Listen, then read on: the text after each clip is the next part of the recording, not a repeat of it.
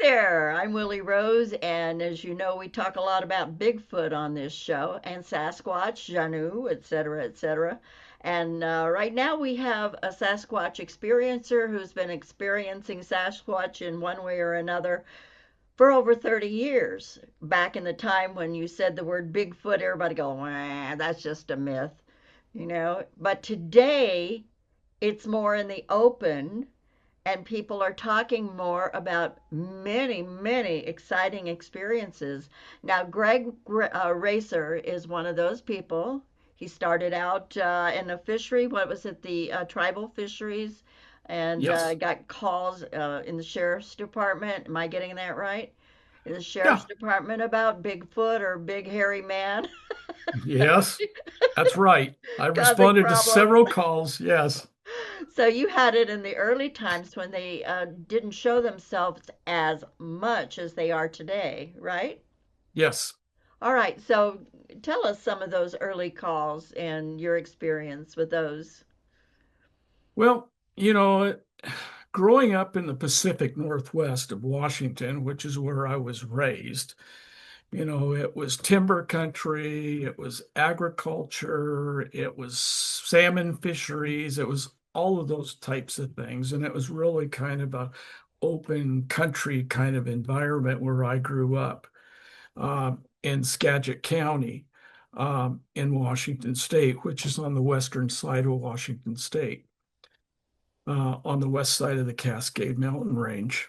And growing up as a young boy, we heard about the myths and the legends and the stories about Sasquatch, in the early 60s when the Bigfoot was really starting to become known more about. People were talking about it, saying, "Hey, there's this phenomenon now that's going on. They, are seeing these things, reporting these things in California." And so, like, so many researchers and what have you, when it started to be spoken about, what they did is you started getting a lot of people that were coming forth and telling their stories about incidents where they had had face-to-face encounters with this big, tall, hairy creature that stood upright on two legs, was very broad-shouldered, tall. And, it would be people that would just happen to be out somewheres uh, in a kind of a isolated area of the woods or somewheres in fairly close proximity to timberlands. And could be just a little strip wood somewheres that nobody really went other than the animals that were there. And so nobody knew what was sheltered in these small strip woods. And they would shelter, you know, the Bigfoot, which I refer to in the ones that I've had contact with, and what I've learned is they'd rather be referred to as the Sasquatch. But the Native American First Nations tribes, they have their own words and names that they had for them. And so, anyways, through you know learning from this documentary that was produced back in the 60s and all of these different people that were coming forth and telling of their experiences that kind of brought out the subject of Bigfoot um, in the Pacific Northwest and elsewhere, that there was, maybe there's something out there, but we're likelihood of seeing it or coming across it were pretty far and few between. And so, anyways, I graduated high school, went into the Marines, spent 4 years in the Marine Corps, got out, came back home, and I had trained as a military policeman, but never really worked in that capacity. As Marines, they just kind of put you wherever they want you, wherever they need you. And so, anyways, I spent my whole time in Southern California, um, just doing security work, basically. And so, anyways, I got out in 1979 and I was looking to get into law enforcement career because that's what I wanted to do. I was too young to become a police officer back in 1975. I was only 19. And so I thought, well, I'll spend a couple years in the Marine Corps, get some training, come out and become a policeman at home, which is what I did. So in 1979, when I got out of the Marines, there wasn't much going on as far as police officers being hired because the economy was such that there wasn't a lot of money flowing for uh, the hiring of police officers. And so I found an advertisement for a tribal fisheries enforcement cooperative in Skagit County, which incorporated or in cooperation with included three local Western Indian tribes. It was the Swimish Indian tribe based out of LaConner. There was the Upper Skagit, which is out of the Cedar Woolley area. And then there was the Saxuatl tribe, which was based out of the East Snohomish County, Darrington area. Um, and their usual custom fishing grounds were the Saux and the Suattle River, hence their name. And then the Upper Skagits, they were in the Skagit River, lower to middle Upper Skagit area. And then the Swimish Indians, their usual and accustomed fishing areas were the lower part of the Skagit River, as well as um, the saltwater areas of the inner Puget Sound area. And so those were the areas that the tribal co-op patrolled. Because in 1974, there was a lawsuit uh, by the Indian tribes suing for fishing rights. And they were given 50% right to all harvestable salmon uh, through the Bolt decision in 1974. And it also gave them the opportunity and the right to set up their own enforcement and court systems, et cetera, et cetera. So, anyways, they hired me as a fisheries enforcement officer, and I worked there for 14 months. And, the Native American tribes in Western Washington and elsewhere, they've lived, side by side with the Sasquatch people or, forever. And they interacted with them. They both kind of stayed by themselves, but they did interact and have interactions with them. And I heard of the stories that, native fishermen, the Indian fishermen would put their set nets out or whatever in the rivers. And from time to time, they'd come in and they'd walk in and they'd actually catch the Sasquatch pulling salmon from their fisheries, from their set nets Oh, that they would leave overnight.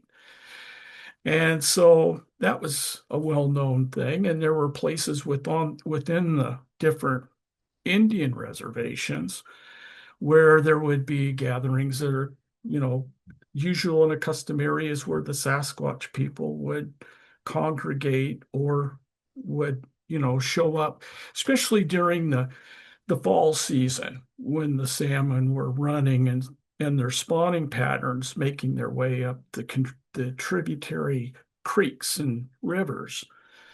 And so the Sasquatch would congregate in those areas to harvest salmon for themselves, which they usually, would eat then and there on the spot. But the fisheries, the nets that were in the river made it much easier.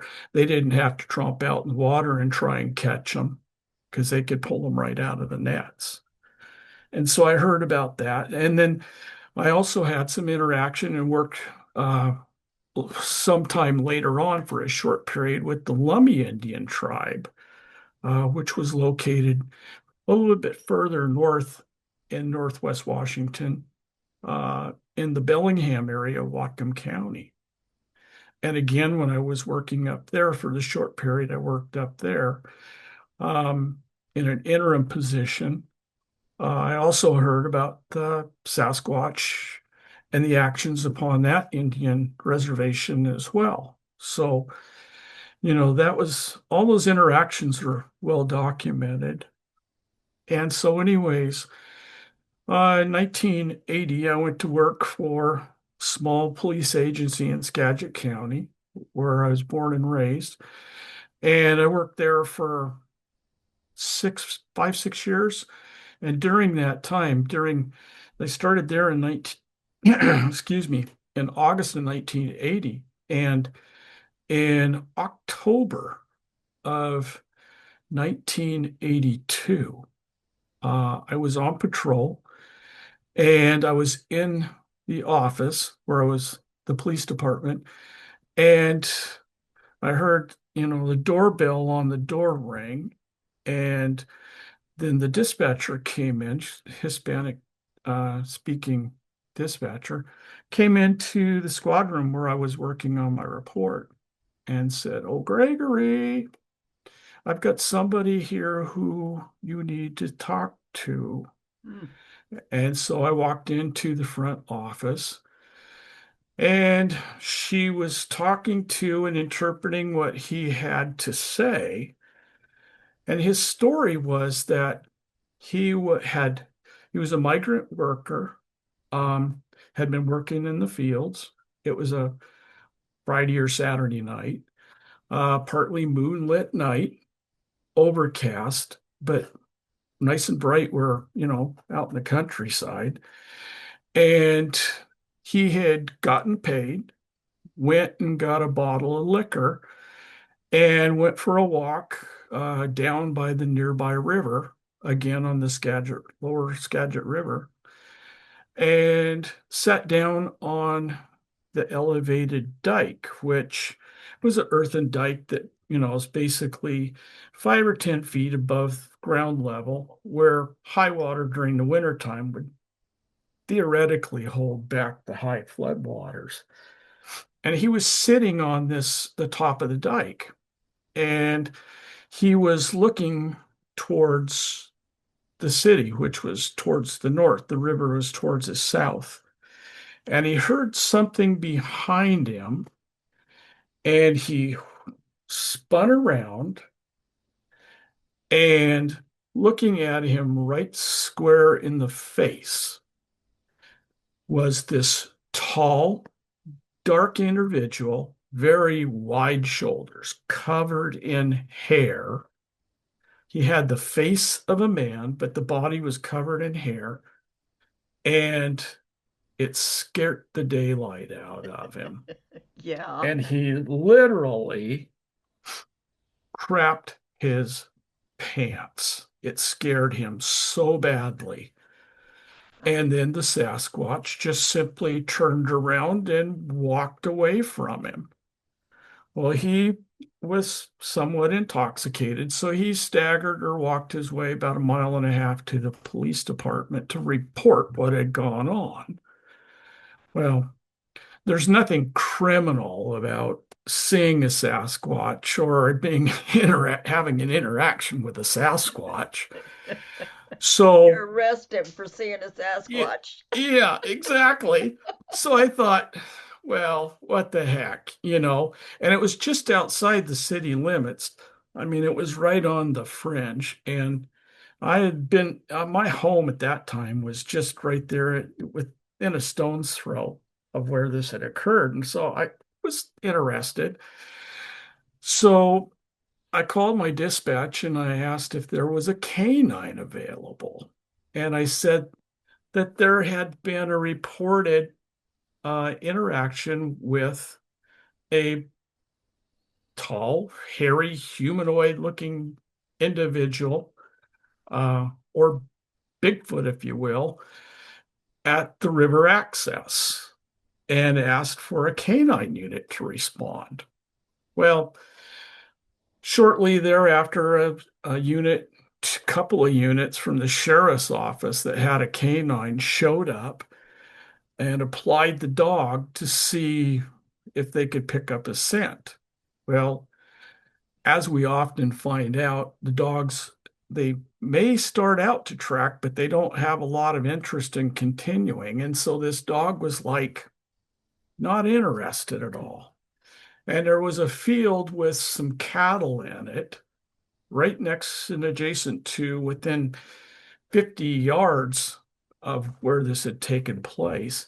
And they were just milling around, in the dark, in the pasture, didn't seem to be too disturbed or interrupted by anything. And so we just kind of wiped our hands of it and said, oh, well, and just kind of chalked it off, and thought, well, maybe this guy was intoxicated and maybe he thought had interacted with a Bigfoot. So just kind of went on and forgot about it.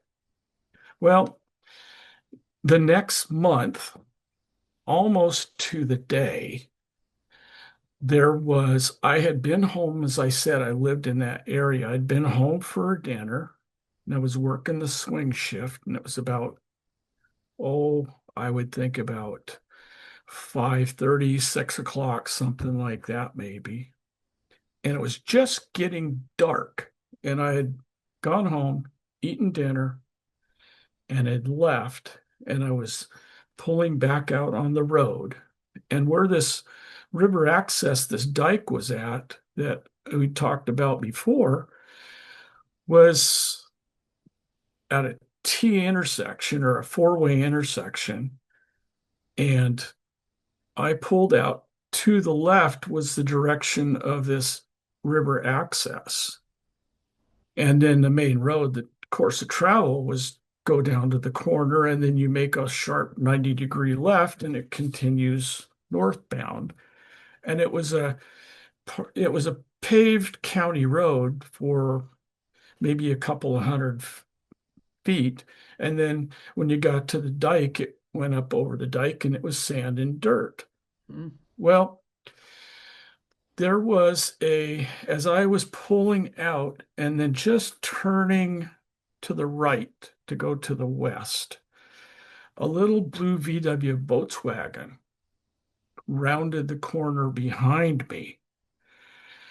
And the Volkswagen came up behind me, flashing its lights, honking its horn.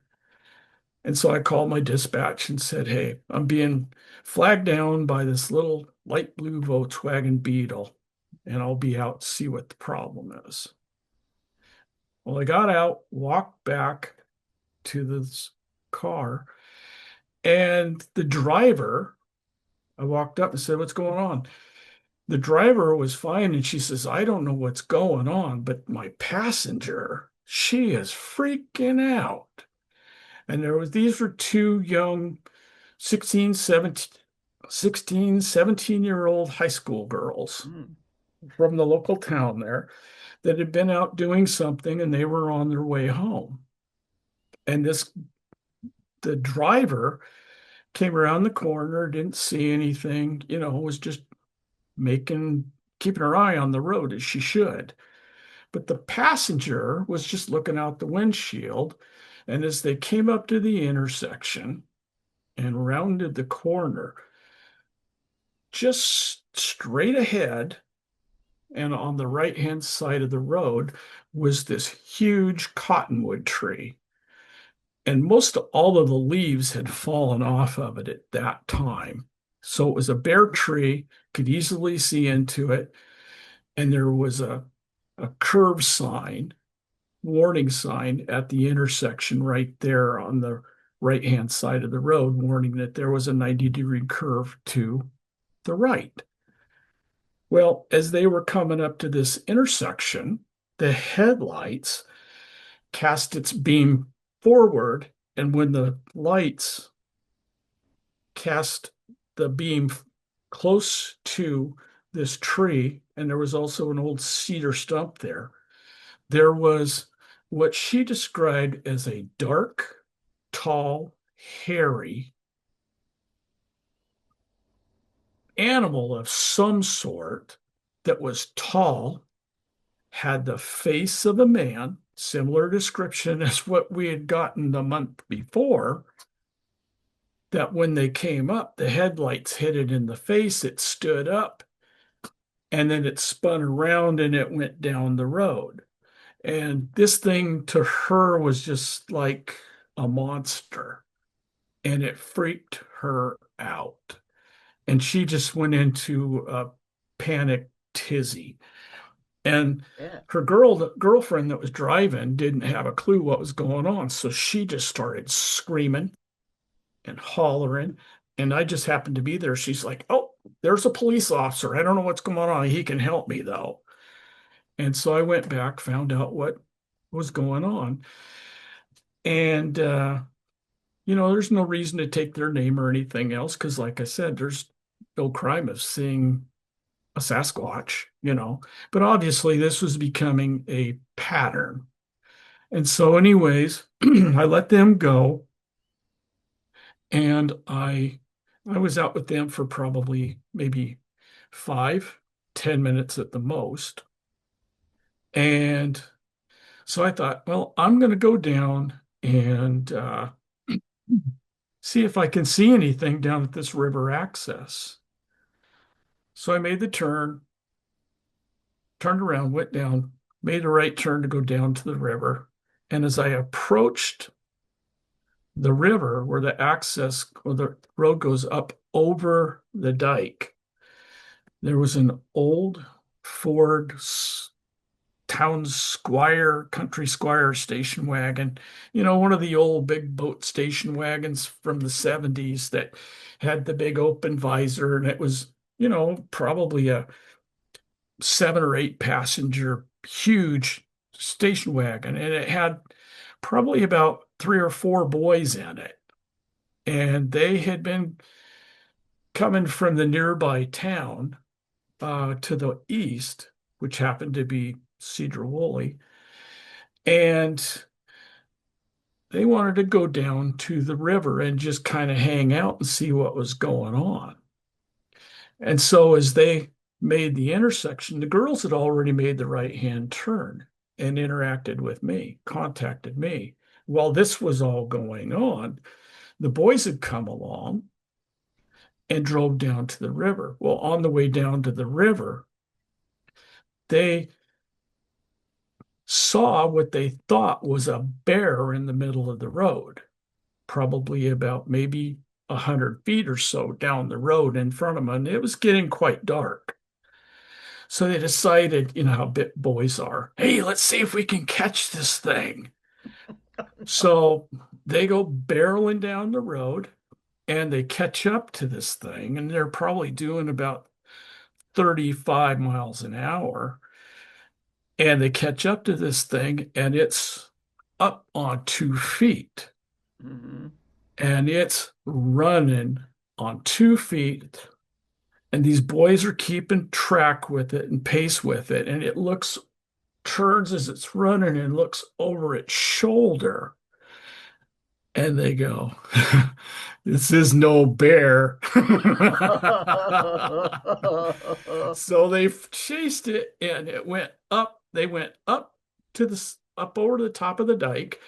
And when you get to the top of the dike, there was an access road that was on top of the dike because the diking commission, they, go out and do maintenance and make sure things, are being maintained as far as the integrity of the dike goes.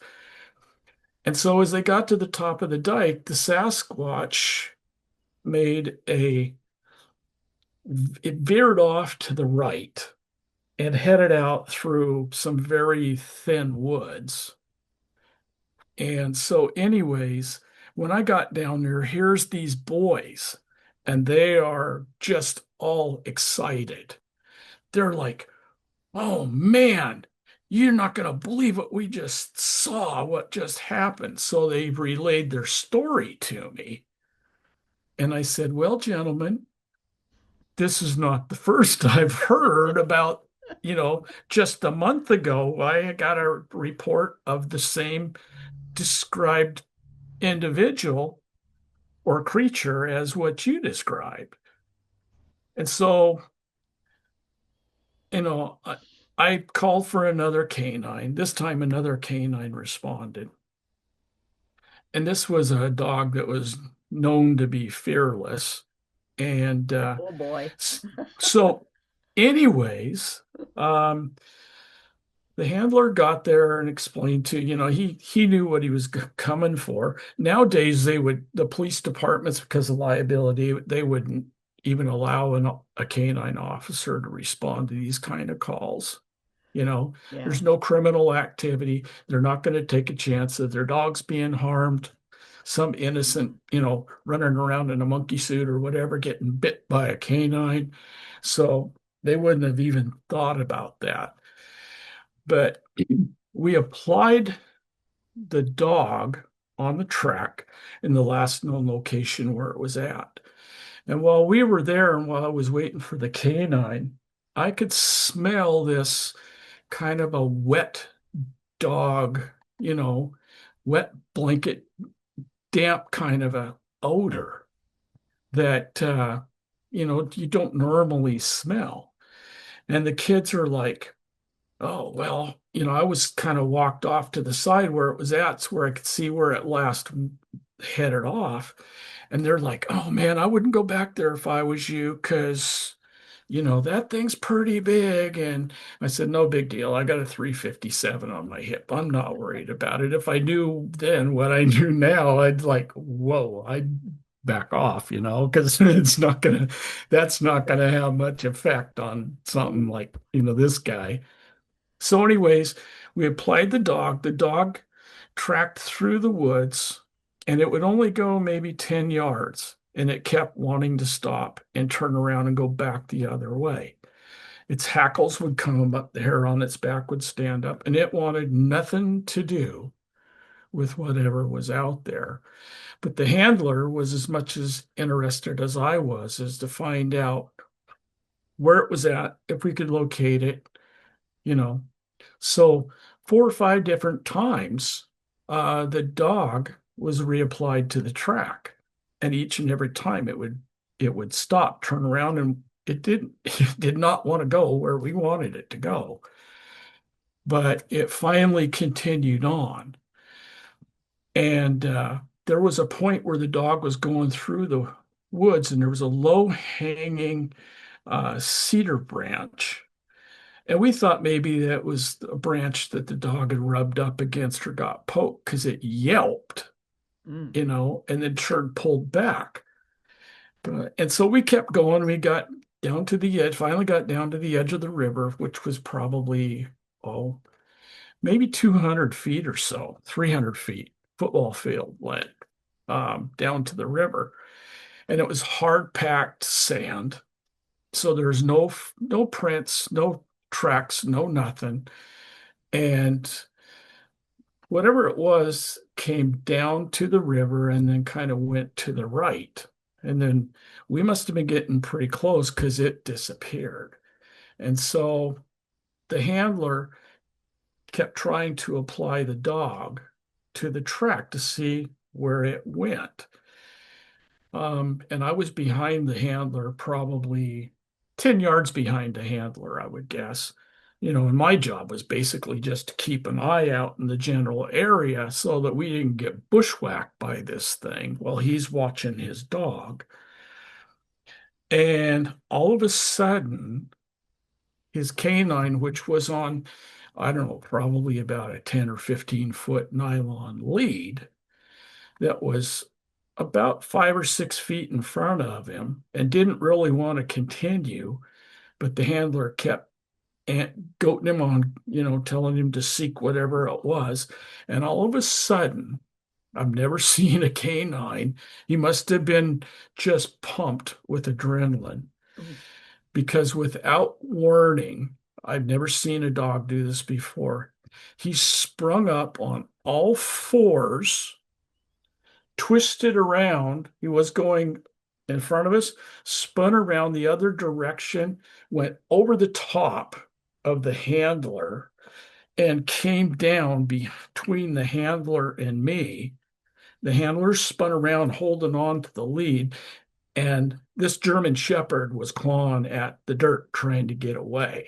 Oh, And so we were like, this is very unusual for this dog. There's something to what we're being told. And about that time, we heard this crash, crash, crash in the timber across the river, which was probably another 150 yards or something like that. This Sasquatch had swam the river to get away from the canine and us and came out on the other side where it was a strip layer of woods. And as he went up the bank through the woods, it sounded like he was stepping on, and it sounded like he was very upset because you could hear what sounded like trees that were anywhere from a foot to 2 foot in diameter just being broken and smashed, that were oh, laying down on the ground that he was punching with his feet, very upset because we had tried to catch him. And the thing is, this is where the Sasquatch, you know, they really don't trust humans because I of don't blame them. I don't blame them either. activity like this. We are Oh, unpredictable. And keep yeah. in mind, this is when I was basically just first starting my experiences with the Sasquatch. And so I worked, another couple of years, and then I lateraled to another department, and I went to work for a short period of time with the Lummi Indian tribe as a regular enforcement officer with the Lummi Tribal Police. And then I was asked to go to work for another small sheriff's department, which I worked there for about 2 years or 2.5 years. And in the process, I found the department, the sheriff's office that I finally went to work for. Um, and that started in August of 1990. That started a 28 plus year career with that agency. And all in all, I worked, you know, just short of 40 years of civilian law enforcement besides my military time that I did. And I worked for, probably about 5 years.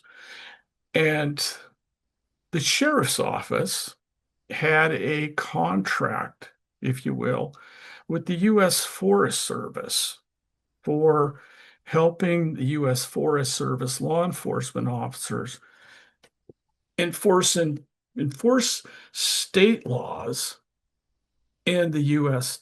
forest timber areas, the areas that were managed by the U.S. Forest Service, enforcing state law within the forest while doing resource protection. We basically referred to it as the forest patrol position. And it was usually a 2 to 3 year billet that we were expected to work. And I applied for this position, and I was allowed to go to work, working and protecting the national forests in the county. And this was in Snohomish County, which was the county north of King County, where Seattle is located. And so I worked from 2004 to 2014, instead of the 2 to 3 years that most of the officers that had worked in that billet before me. I worked 10 years because they were very, very thrilled with the way that I performed my duties, the way I interacted and took care of things.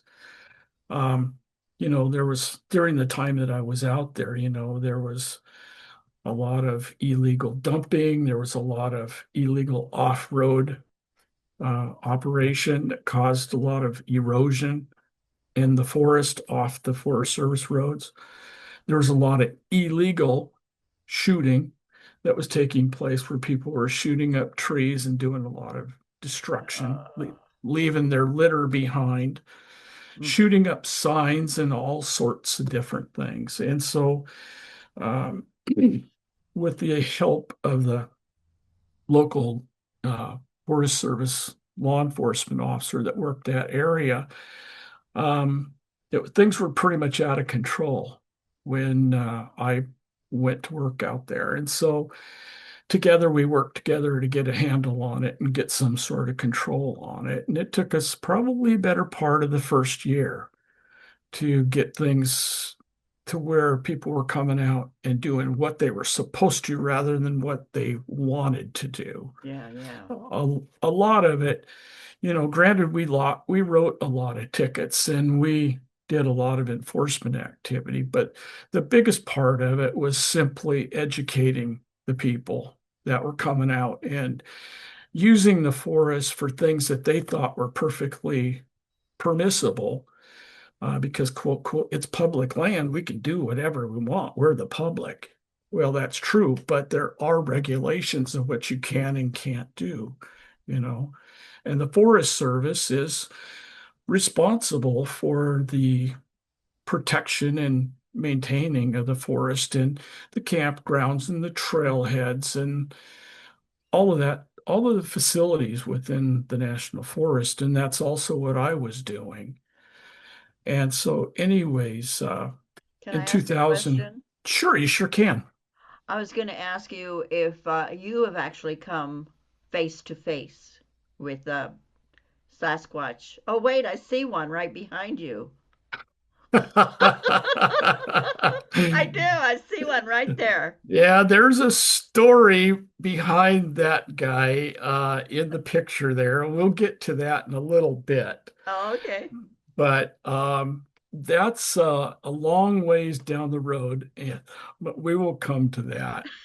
Um, for the first year or so that I was working out in the woods and taking care of all of these problems, there was somebody that was out there that was watching me. They would see people coming out and dumping their household garbage Mm. and leaving it in the forest.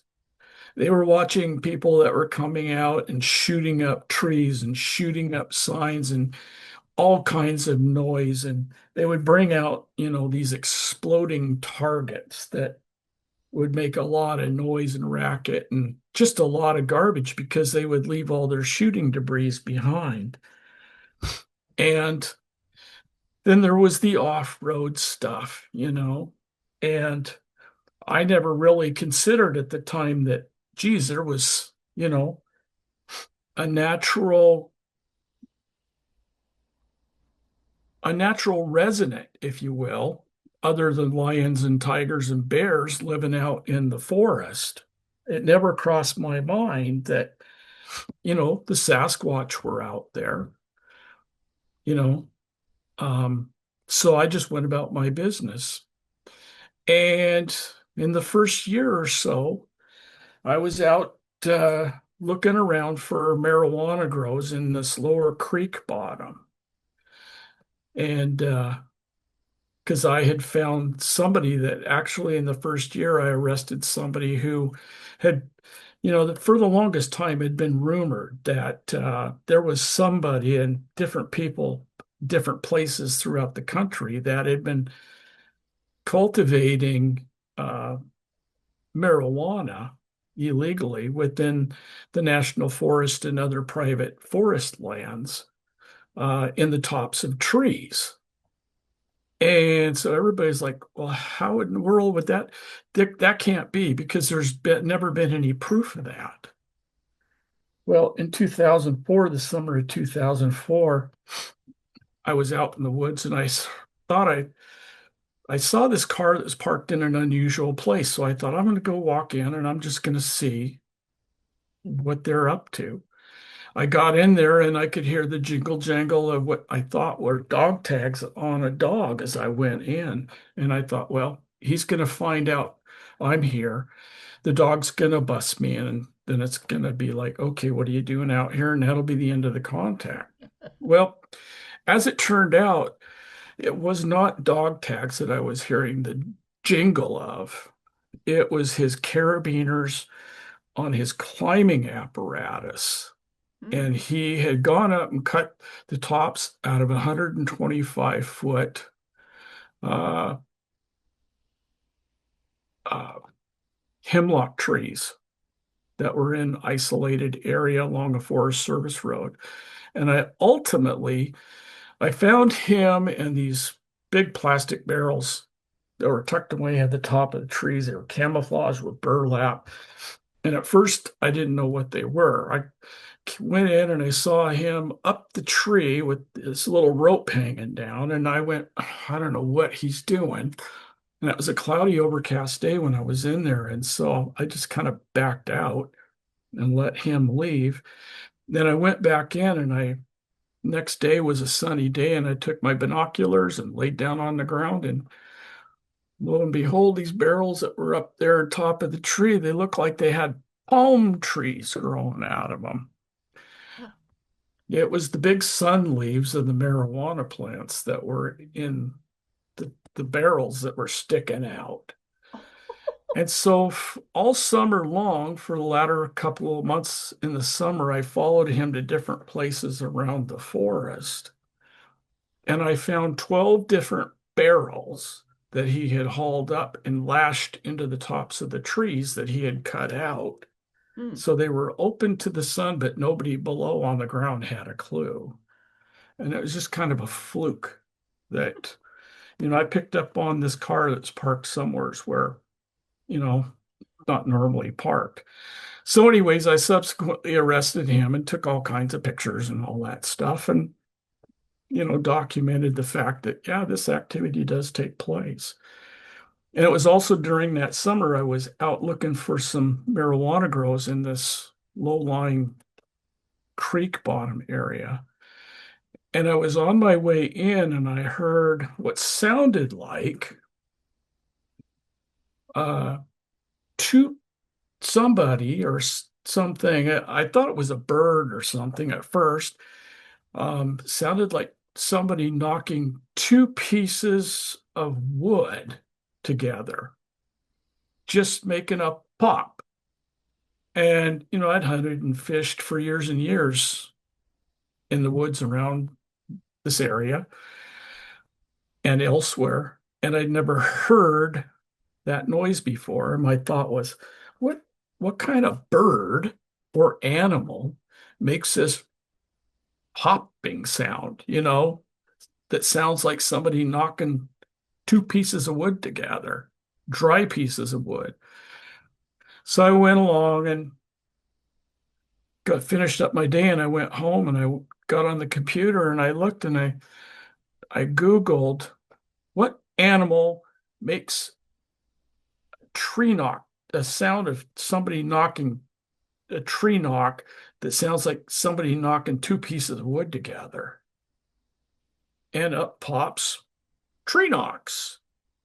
Normal behavior, suspected behavior of the Bigfoot or Sasquatch, customarily found in the woods of the Northwest and British Columbia, BC, and da da da da da da. I went, oh, so maybe they are out here. So I started paying more attention.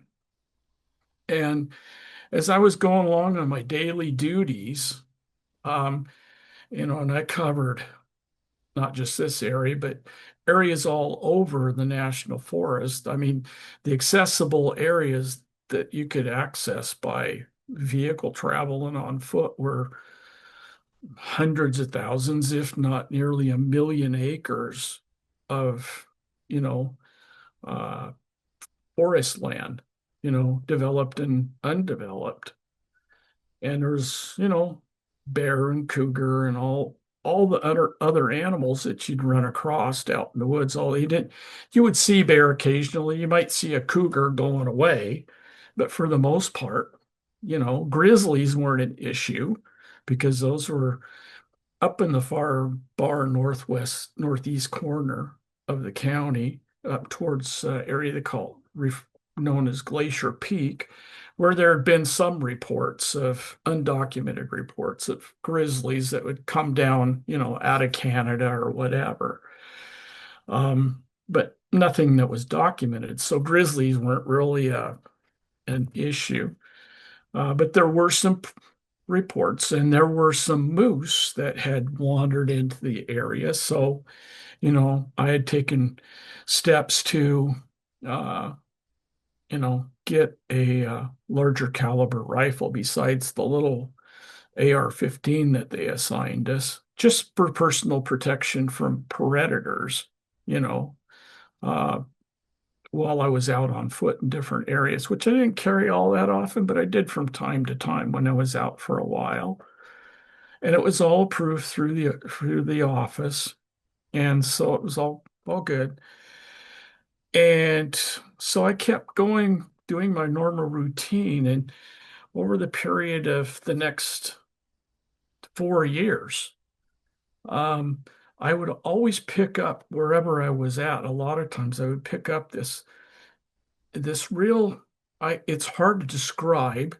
And in talking to you, Willie, I know that you've experienced that energetic Mhm. feeling of this what we know now is the Sasquatch or the Bigfoot being around you. Mhm. They have this energetic essence about them that you just feel. And I started excuse me, started feeling and picking up on this energy that periodically would be around me.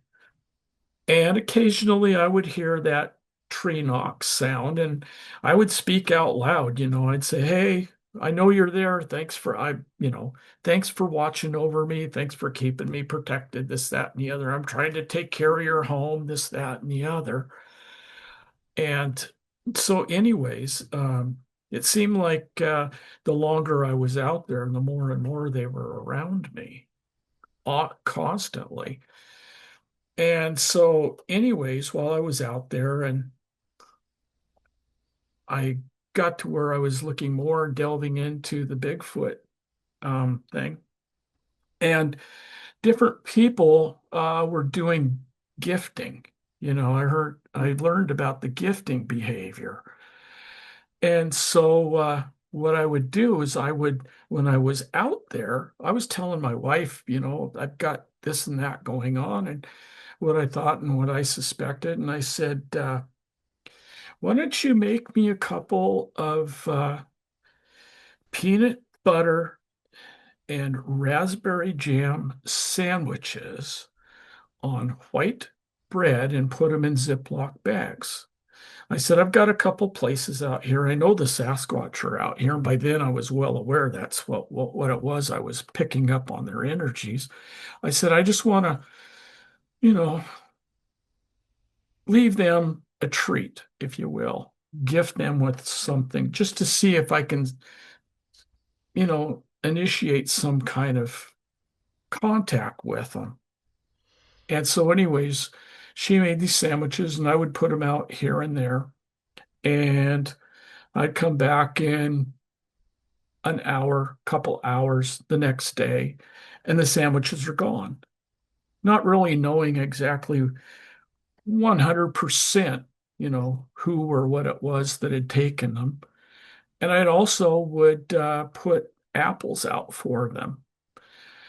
And so one day I was out and I put this sandwich out on the top of an old, these big concrete ecology blocks. Mhm. And there was a ridge on the top of the block. And I was out and I picked up on the energy and that I was feeling. They were close by. And I said, I'm just going to leave you a sandwich. You guys, I believe you've been taking my sandwiches from me, and I'm just going to leave you one here. So I put the Ziploc sandwich on the back side of the ridge on the top of this block where it couldn't be seen from the road. But the thing is, the block was not more than probably 15 feet from the side of the county road. And so I came back the next day just to check, see if it was gone. And like I said, something had been taking these sandwiches, and the Ziplocs that disappear, they never to be seen again. Apples were gone, no apple cores, no nothing. So I was assuming, I didn't know if it was a deer that was taking them, a bear, a squirrel, whatever. But the next day I came back, and this Ziploc bag was laying on top of this concrete ecology block. And the zip on the top of the bag hadn't been opened. On the inside of it, I could see crumbs of bread, little traces of jam and peanut butter. But what was really odd, and I never could figure out how they did it, um, the bottom of the bag looked like somebody had taken it, and the only way I can describe it is taking a paper cutter and cut the bottom of the bag straight across the bottom of the Ziploc bag. Huh. But when you do that, when you cut a bag like that, you're always going to have some minute sign of stretching Mm-hmm. on the bag. There was nothing. It was like it was manufactured without ever being closed. Now, how that occurred, I have no idea.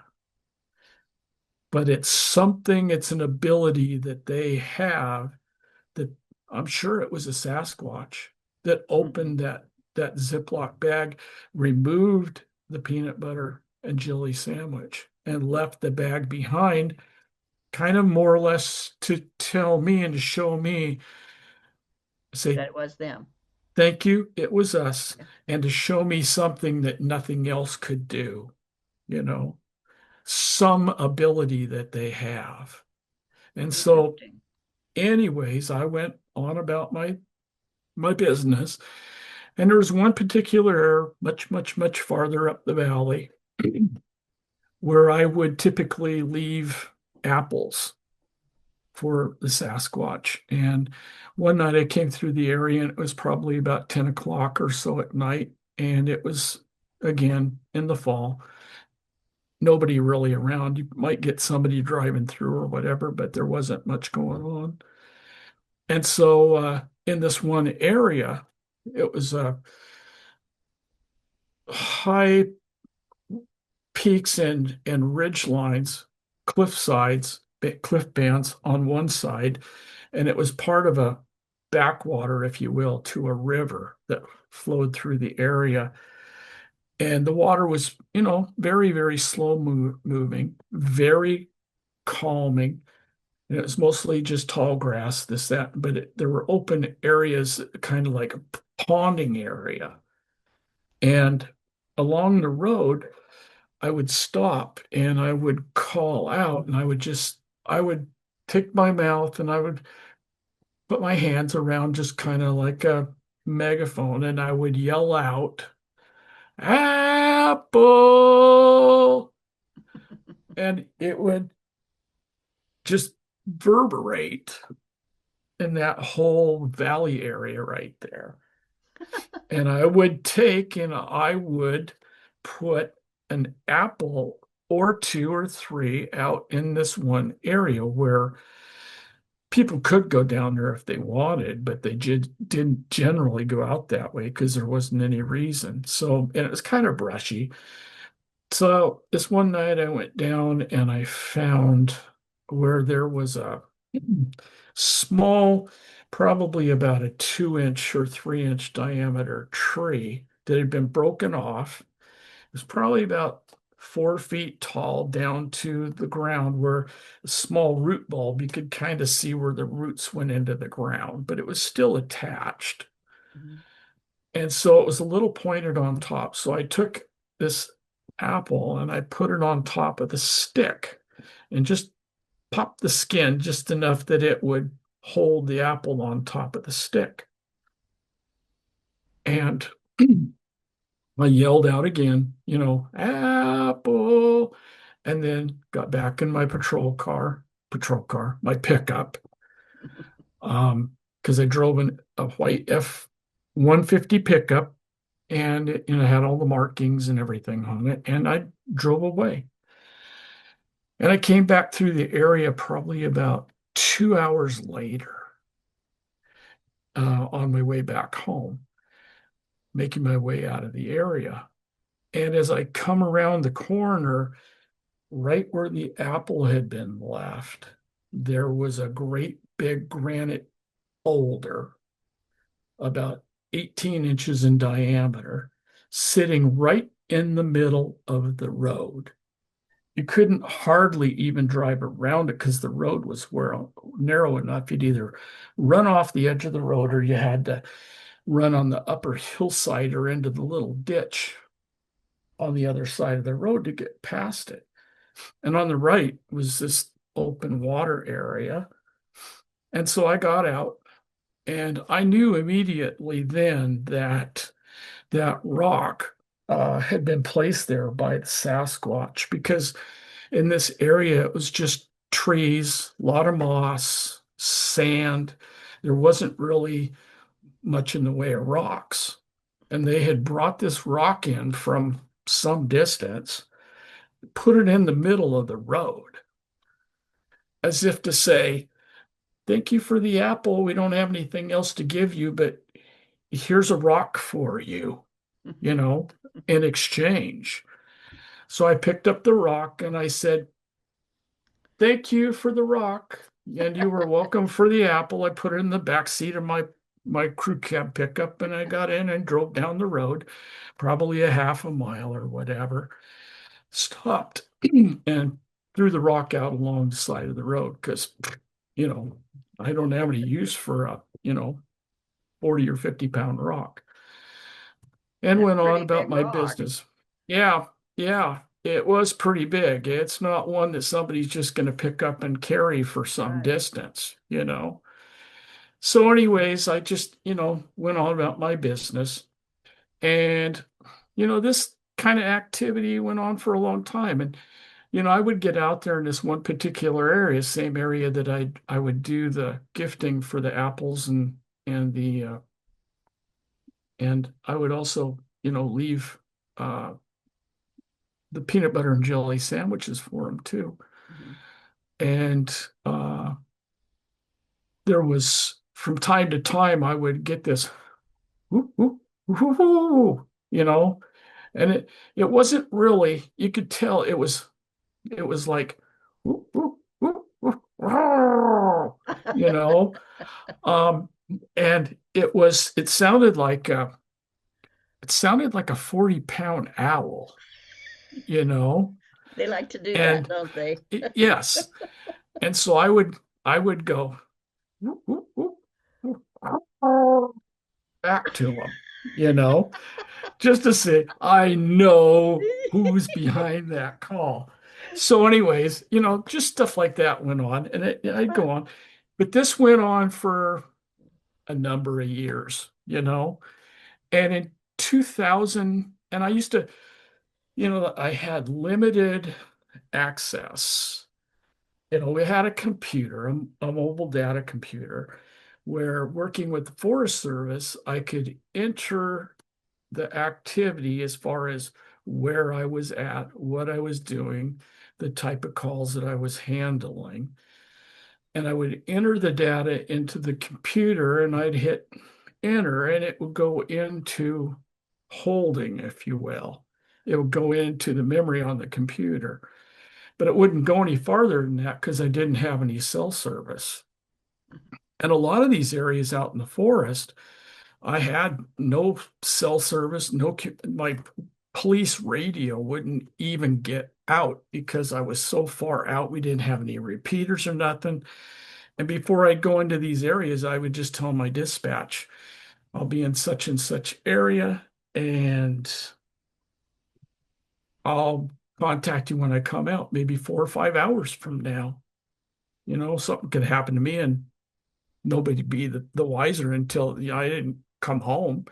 And there were times that I'd get, you know, caught with trees would come down on the road behind me or something Oh. like that, I'd get stuck and I'd, you know, have to take care of it on my own. And I had a satellite phone, but the mountains, you're in these valleys that go like this.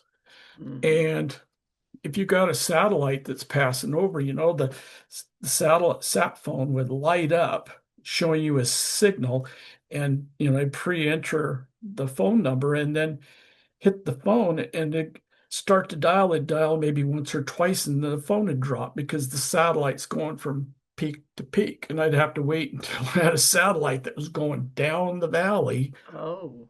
And I'd call my dispatch and say, you know, I've got a tree down here, or I'm stuck in the snow or whatever. It's like, I'm okay. I just want to let you know that I'm going to be late. And could you call my wife and let her know I'm fine and I'll be home late, which they would do, you know. But anyways, this all went on for quite some time, years. And at different times, I would park along the road where I came down every night to this one area when I was at work in this particular area. And there were other areas that were similar, but it was just this one area that I seemed to have this one group of Sasquatch that were interacting with me. One in the lower part of the valley, one in the higher. And I mean, there were different family or clans around the area from where I would go. It wasn't always just the same individuals, I don't believe. It could have been.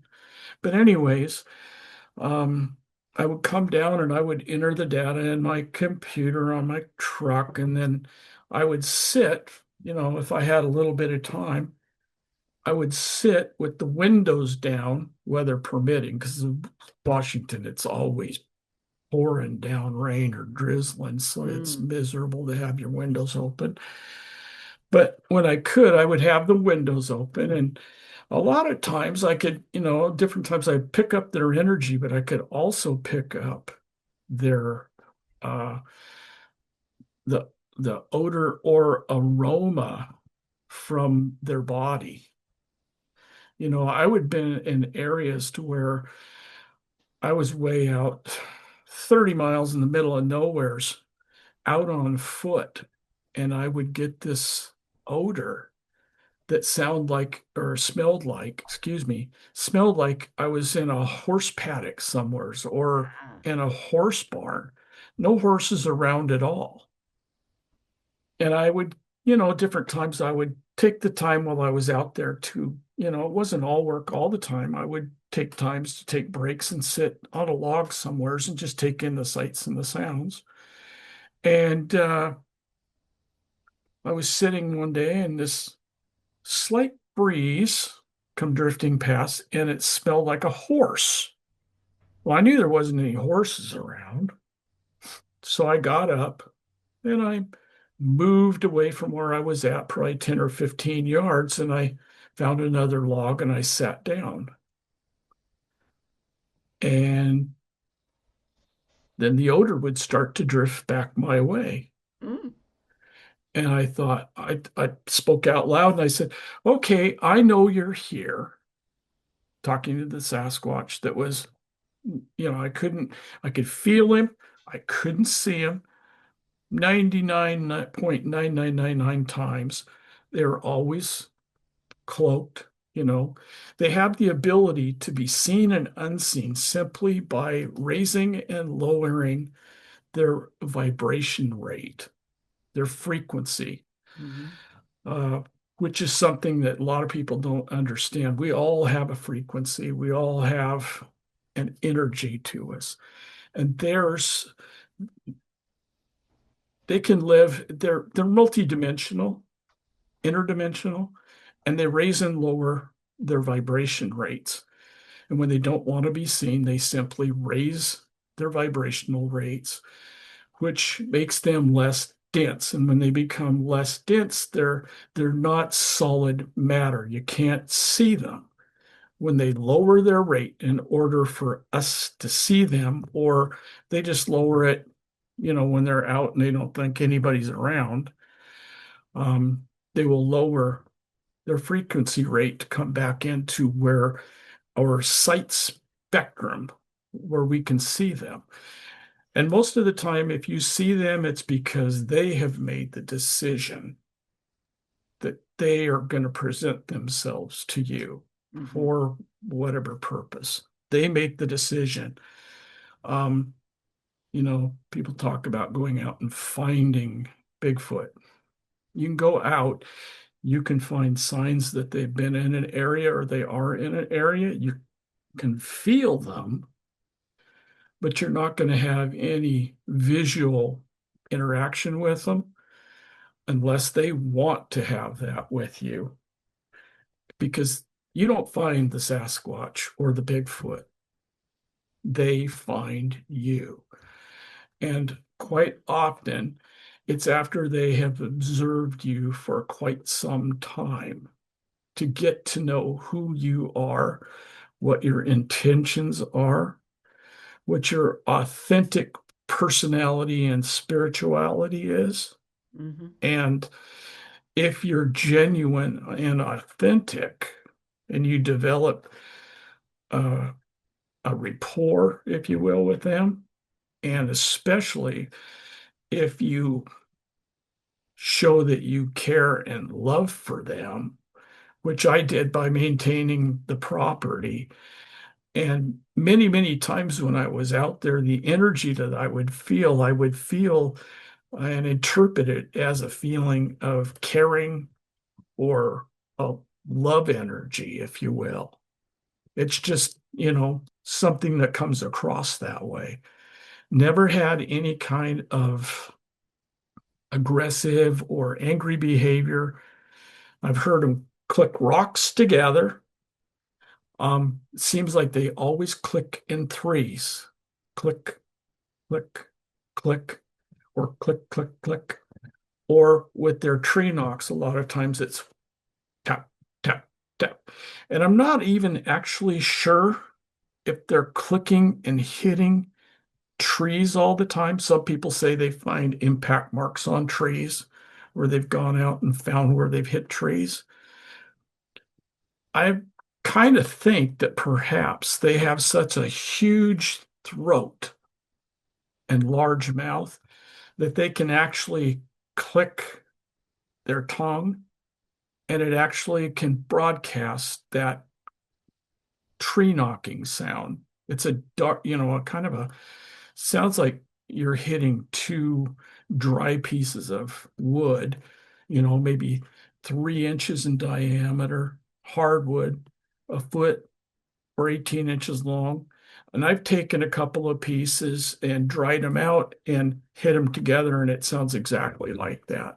It sounds like two dry pieces of wood that you're knocking together. But what the source is, I don't know because I've never seen them do it, and I don't know of anybody else who has.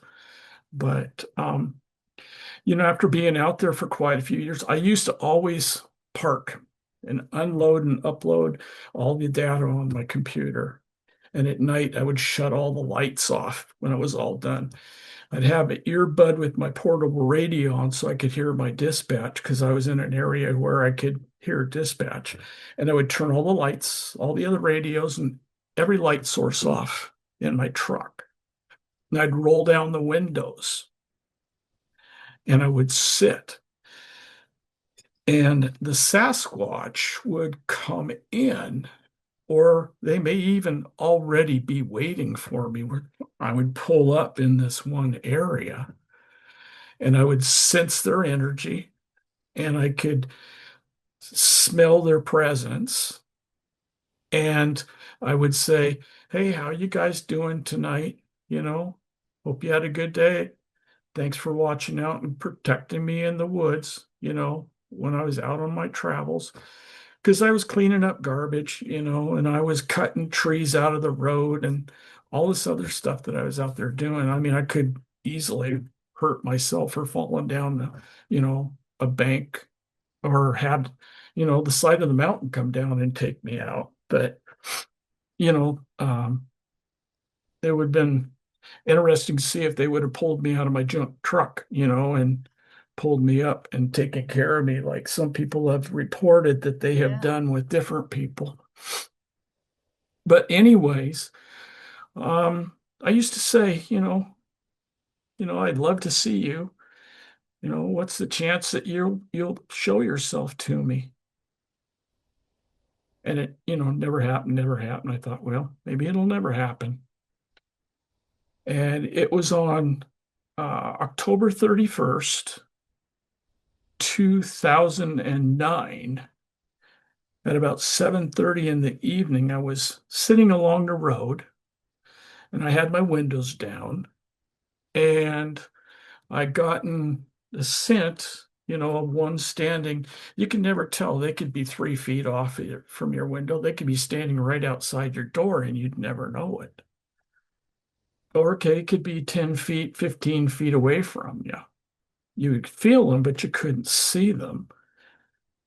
And I said, you know, geez, why not make it tonight? Why don't you, just show yourself tonight, you know? And then it wasn't, but maybe a couple of minutes, and I lost the feeling that they were there. It was like they had left. And I was sitting in the truck, and I heard there was kind of thin brush off to the side, and there was a house probably off on the left-hand side, probably about maybe 50 yards or so. And there was a wire chain fence along the side of the road into their property. And I heard a couple of twigs snap. And I thought, well, it's deer season. There's always deer out here. Maybe it's just a deer or some other animal. So I took my post-mounted spotlight that was on my post of my pickup, swung it around, flipped the light on, shined it out into the brush. And of course, I already knew if they were standing there, I wasn't going to see anything. Didn't see anything, so I turned the light off and I said, if you're out there, I'm sorry, I didn't mean to blind you or whatever. Just wanted to know if it was you or somebody else that was prowling around in the woods. And so, anyways, I waited, and it was just about maybe 3, 4 minutes. And I heard this whoop, followed by a bird chirp.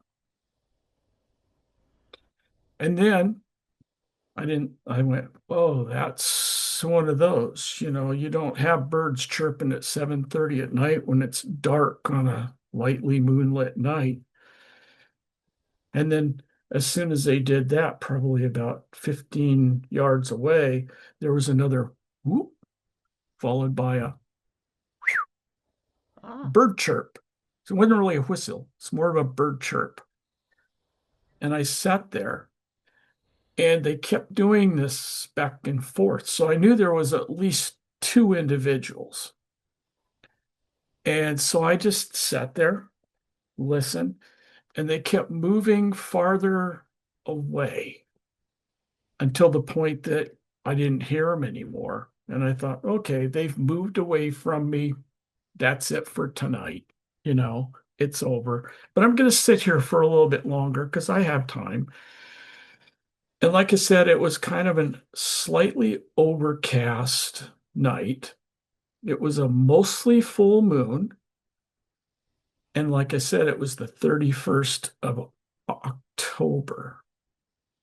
All these things that happen, they always see these sightings, they always seem to happen during a full or near full moon, ambient light, at least for me. And it's October or September that these things usually take place. And this night, October 31st, Halloween night, 2009, this is when this is all taking place. And this area is so deserted and so desolate. The houses are so spread out. This road goes out into the forest. It doesn't really go anywheres. And you might get people that will come out and they'll go drinking or doing something. Kids will come out and drink beer or whatever. And catch them doing that every once in a while. But for the most part, nobody came out. and there's a few houses up the valley where people would come and go from their homes. But this night, the weather was such that there was, as it often is in the fall in the Northwest, you get this in the evening. The air kind of condenses, it gets really moist, and there's kind of this mist, if you will, a real light moisture. It's not really a fog, it's just the moisture molecules accumulate and it's just really damp. It's almost, it's like dew that hasn't, that's in the process of coming down and it's cooling off. And I was sitting along the road, and the road where I was at, it went straight out in front of me, probably about a quarter of a mile. And then there was a short jog off to my right. And then it went off, and then it went straightened out and it jogged again to the left. It's kind of a little S curve type thing. And as the cars would come towards me, this mist that was in the air, the headlights would light up the moisture molecules. And it would look like it would light up. The closer they got, the brighter and brighter it got. And it looked like an old movie screen. You used to have the old movie screens when we were kids that people would, show slide presentations or little Hmm. Super 8 family movies, and they had the slide that you could slide up and down there, that bright, shiny white, reflective material. That's what this background looked like before the cars would come around. They would come from the side and they would light up this moisture, and it looked like a white movie screen. And I was sitting there, and up the side of the road, there's a car coming from quite a ways away, and I could see something down the road because it was just barely light. And I could see something. I was like, oh, maybe it's a deer, could be a deer coming up the road. I want to see if it's got any horns or whatever. So curious as I was, I grabbed my 10 by 50 binoculars and held them up, looked through the window, and it's like, no, it's not a deer. It looks like somebody walking up the side of the road that has a hooded sweatshirt up, and it's kind of a pyramid or V type shape that comes down like this to the shoulders, and then right at the shoulders it comes in next to their shoulders. And so I kept watching, kept getting closer and closer as the car that was way down the road kept getting closer and closer, and this background kept getting lighter and brighter. And just this person was coming down the road, and they were getting bigger and bigger and bigger. Ooh. And just as this vehicle was getting ready and started around the corner, that screen of light was as bright as it was going to get. This person that was walking down the left side of the road towards me turned at a 45-degree angle just as this car, it turned out to be a pickup truck, came and rounded the corner. And as it rounded the corner and took its first step, those who are very familiar with the way the strides and the walking patterns of the Sasquatch or Bigfoot, they lean forward, their arms are long, and they kind of lope forward. They have a very distinct walk. As this individual turned, I noticed that distinct kind of walk. At first, I thought, whoa. The second step, I went, holy smokes. Ha ha ha. I can't believe what I am seeing. Wow. It's a Sasquatch, but it wasn't your typical Sasquatch that had the real wide shoulders, the big head like the guy here off to my left.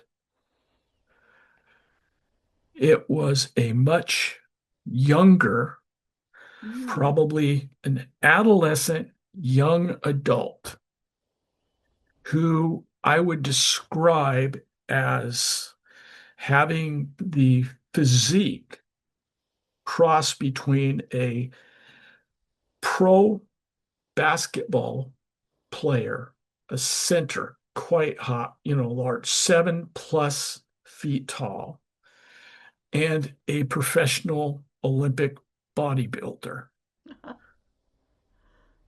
What I thought was his hood was just simply the hair on his head that was wet, that, was drooped down. And it was kind of had a little bit of a peak to the top of his head. But as he turned sideways, his head looked more like mine. It didn't look like your typical Sasquatch. It had a flat face. I could see the brow ridge line, had hair on its head, and I was looking to see if there was, at first when it started to turn, the first thing I noticed was it wasn't a hood on his head. I was looking for the cuffs on his sleeve. There were no cuffs. The hem around the bottom of the sweatshirt, there wasn't a hem. The top of his pants, wouldn't wear any pants. Shoes, there were no shoes. He had probably about 2 to 3 inches of reddish colored hair Mm. covering his entire body, which covered his arms, down partially covered his hands, could maybe make out what might be the fingertips of his hands, and the hair draped down over the tops of his feet for the most part. No shoes. I could see from the angle where the car came around the corner, I could see his extremely developed chest, his pectoral muscles. I could see each little ridge across his abdomen for his six pack that he had. He was incredible. His physique was incredible. He had a massive, as they all do, a massive butt or glutes from walking up and down, carrying all the weight that they do, jumping over logs and all that stuff. And his thighs were very large and bulky, as I said, like a developed professional weight lifter or bodybuilder. And his calves were a little bit more narrow at the bottom of his calf muscles where they came down near the lower part of his leg, but they were much, much bigger, very developed on the calves and the upper calves. And when he walked, you could see every muscle in his body just ripple. Mm. He was incredible as far as his physical development went. It took him 5 steps at a 45-degree angle to go from one shoulder to the middle and then off to the right side of the road and off into the forest. The house that was down the road, they had some dogs in a kennel in the backyard, and they were carrying on as he got closer and closer as I was watching him. And they sounded like somebody was beating their dogs. They were just, it sounded like somebody was whipping them. Mm. They were just howling up a storm. And this was a typical behavior that I was familiar of with dogs because there was people that lived in the valley there that I subsequently got to know, um, that have Sasquatch or Bigfoot interaction with the families or clans that live around them. A lot of them, they weren't personal where they were always, giving them things or whatever, but they would see the Sasquatch, and the Sasquatch would see them, and they'd just kind of either turn around and they'd walk into the woods, or they'd just turn and then they just dematerialize, which was very typical. And there was one family in particular that had horses. They had a young horse, two older adult horses, and they raised some dogs. They had Ridgeback and uh, Border Collies that they raised in a kennel environment. And the Sasquatch would uh, torment or harass the dogs in their kennel.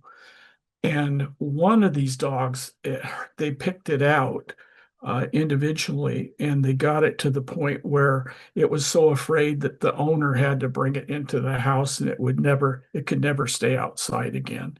It became Oh, houseborn, uh, house burden because it was traumatized so badly.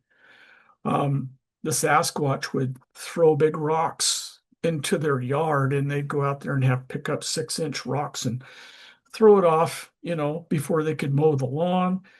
The young horse or pony that they had, they would throw rocks at the pony, and it would end up have big welts on it. So they ended oh, up getting rid of the young horse, and they got themselves a mule. And the mule would, you can always tell when the Sasquatch were around because it would turn, horses and the mule would turn towards the woods. Yeah, basically their property faced right up to the back side of the U.S. National Forest, and it just went up so they could come down out of the forest and they'd hang out and do whatever. Um, but anyways, these people asked me to go in and uh, check and see if there was anything other than the Sasquatch that might be out there, a cougar or something, because we'd had some problems with, predatory cougar in the area that had attacked a couple of horses earlier in the spring down in the lower valley. And so I said, yeah, I'll go out there and I'll walk out there and see. So I went out there and I could see, you know, the ground was covered in moss. In the Pacific Northwest, you have all the trees, a lot of the trees are covered in moss, and there's not much light that you get filtered light, but not a lot of open sunshine. So you have this thick moss and this lace moss hanging off the trees everywhere. But this moss was, gosh, a foot or more thick. And I could see where there'd been Sasquatch just tromping through there for who knows how long.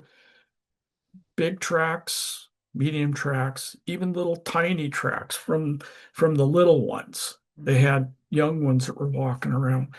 And I went into this area. I went in there and I got there. I could, like I said, they often will imitate other animals. And the deer, they'll kind of bleat or kind of meow, meow off in the distance. And I heard this mewing sound off in the distance. And I thought, well, just for giggles, I'm going to go in and I'm going to imitate, just throw out a vocal of a domestic cat. So I went in just meow, meow, expecting, I wanted to see if they would, reciprocate the vocals, which they didn't do. And on my way into this area, up this ridge to a flat plateau area, um, there was a Stellar Jay that come flying into the area, and he lit up with a huge alert warning, just screaming. And he'd fly and he'd circle around and he'd land in the tree and then he'd scream and holler some more. And I got up on this bench and there was some old stumps where trees had been cut down 50 years ago or whatever. And there was some vine maples and scattered stuff up there. So I sat down on this log or on this stump with my back to the ridge line. And I'd been sitting there for about, oh, I don't know, 5, 10 minutes. And I could feel the energy, so I knew that they were there. And I said, why don't you guys come out, show yourself, talk to me, show me, I'm not going to hurt you. I carry a pistol for my own safety, but it's not against you. I say it's the other bad two-legged and the other predatory four-legged creatures that are out here, other humans. I don't carry it to protect myself from you. It's for them. And about the time that I finished talking to him like that, then out of nowheres, there was this conversation, if you will, that struck up that sounded like bird chirps, similar to that. I heard the whoop followed by the, you know, and then they started going, just imitating a bird that would be like one chirp, and then it would be,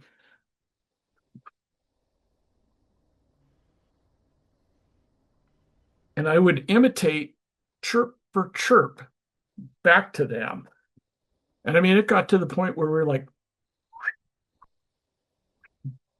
and it'd be back, just imitate back and forth exactly the same rhythm, whether it was three followed by one, two followed by one, whatever. It was being back and forth, back and forth. And so I thought, okay, if this is the way it's going to go, this went on for 10 or 15 minutes. And I finally thought, okay, well, let's see if they can imitate a robin. So I kind of imitated the call of a robin. You hear robins in the morning, when they're all talking back and forth. So I put out the call of a robin. Everything went silent. Whoa. And it was like, okay, guys, I am sorry that I overstepped the bounds, but I appreciate you guys talking to me and interacting with me. I will leave your area and I will see you in the woods. And I made my way down, and that was the end of that interaction. There were other times in around the valley there, subsequent to my contact, where we had a county building and a gravel pit down the road that had been broken into. And there were 4 or 5 deputies that responded because the burglary alarm went off. And we knew that that alarm never went off. And it was like a Sunday afternoon. And we'd had break-ins of, different properties, and we always had car prowls and stuff like that up in the woods. And this was just outside, maybe a couple miles outside 3 miles, maybe outside the national forest. And so I was close in the area. So I came back down from the forest and set up a what we call containment area, uh, probably a mile, half a mile away from the property, from where the premise was. And, we called for a canine. A canine was on its way in. And so we would just set up our cars, turn on all the lights, and we'd typically, just every once in a while, we would just burp our sirens, just drip, drip, drip, drip, woo, you know. And I was doing that with my siren. I was going bloop, bloop, bloop, bloop, bloop, They probably bloop, like bloop, that. bloop, bloop. And up on the hillside across the road, as I'm doing this, and I got my windows open because I want to hear if there's any movement in the brush or whatever. And the reason we do that is just so they know we're there and they'll just quit moving. They'll just stay where they're at until the dog gets there, and then we apply the dog. And that's exactly what we did. We caught 3 people that afternoon. But anyways, I'm sitting there and I got my siren. I'm going bloop, bloop, bloop, bloop. And lo and behold, up on the hill about, I don't know, the trees, it had to be up a ways because it sounded like it came from 60 feet up in a tree on the other side of the road. But just as loud and without skipping a beat, there was this whoop, and the Sasquatch just imitated my siren. And so I There had my was a windows truck in down. the tree. So I had the windows rolled down and I said, dang, that was good, you know? So, anyways, they're funny because they have a real sense of humor, Mhm. you know? They will play with you and they'll play games with you, just like the scent thing, the horse scent that I talked about. I would move, they would move, Yeah. and then they would reposition themselves the whole time, didn't see a thing, didn't hear a thing, just the smells. And then other times where I had been out with other researchers and stuff in other areas, at times they would give off an odor depending on how they would gauge the frequency and the spirituality and the authenticity of the people that I was with. They would often give off these scents. I don't know if it's from glands or if they just had a means of producing whatever odor that they wanted to produce, but it would smell like somebody had fallen into a septic tank Whoa. and that it had rotted for 2 or 3 weeks in the process. And these guys that I was out with, this was over on the Colville Indian Reservation in Eastern Washington. I was out with another uh, couple of researchers. One of them was an elder from the tribe, from the Colville Indian tribe that we were visiting, and myself and another investigator who had friended me once he heard about my first interaction and experience with the Sasquatch. The locals there in the area, they're very tight-lipped, very protective of both themselves, the ridicule from the general public, like we all are to a certain degree, regardless of what we may put out in the public.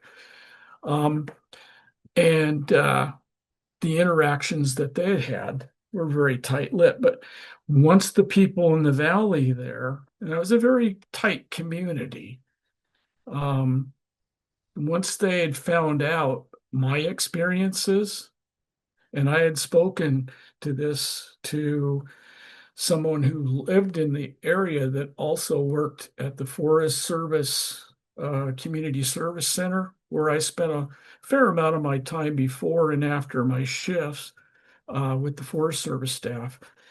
I had made mention to a individual that worked there in the office about my experiences. And we talked about Sasquatch before because being in the area, they knew of other people that were interacting and had interactions with the Sasquatch in the area there that live there. And the people that had the horses and the dogs, and I described the one that I saw on the road that passed out in front of me. And with the binoculars, they were probably about 60 yards away from me, where I couldn't really do them any harm, even if there was a bit of hesitancy in the trust of me because I always had a firearm. With the binoculars I had, it looked like they were literally right off the nose of my truck. So I could see everything I could see the hairs sticking up, individual hairs sticking up. Whoa. So it was just like they had produced and shown themselves to me right out in front of my truck. Wow. And so, anyways, after I talked to a few people in the area, and of course, the people from the Forest Service, they told me, hey, be very careful on who you disclose this information to within the Forest Service, because they are very protective of this information. And if you want to stay in your position out here, be very, very careful. Only talk to it to people that you can trust. And so that's exactly what I did. But there's other people out there. There's a lot of other law enforcement officers that work these outlying areas that interact with these Sasquatch, Bigfoot individuals as well. And so, anyways, um, that was my first interaction with the Sasquatch. And Amazing. I, during all this time, the 4 years or whatever, I was going out with other researchers, some of them that were with different groups that allowed me to, that invited me to come out and interact with them. We would sit in campgrounds and we would just sit, you know. We didn't go hunting for anything. We knew there was Sasquatch in these different areas, and we would just sit. And they would come in. We couldn't see them, but we knew we were there. We could feel them. And even the little ones, one night we were sitting, there's a bonfire that we'd had, and we'd cooked some steaks and, made dinner, and fire was burning down. And the road, we were at a campground, and the roads were covered with, crushed rock. And the little ones came in, and they were picking up pieces of small gravel and bouncing them off the metal top, the cover on the barbecue, just kind of messing with us. They had a sense of humor too, and they were just bouncing them off the grill, you know.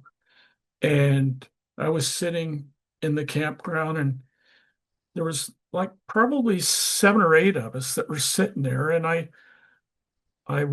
thought, who was urinating in the woods?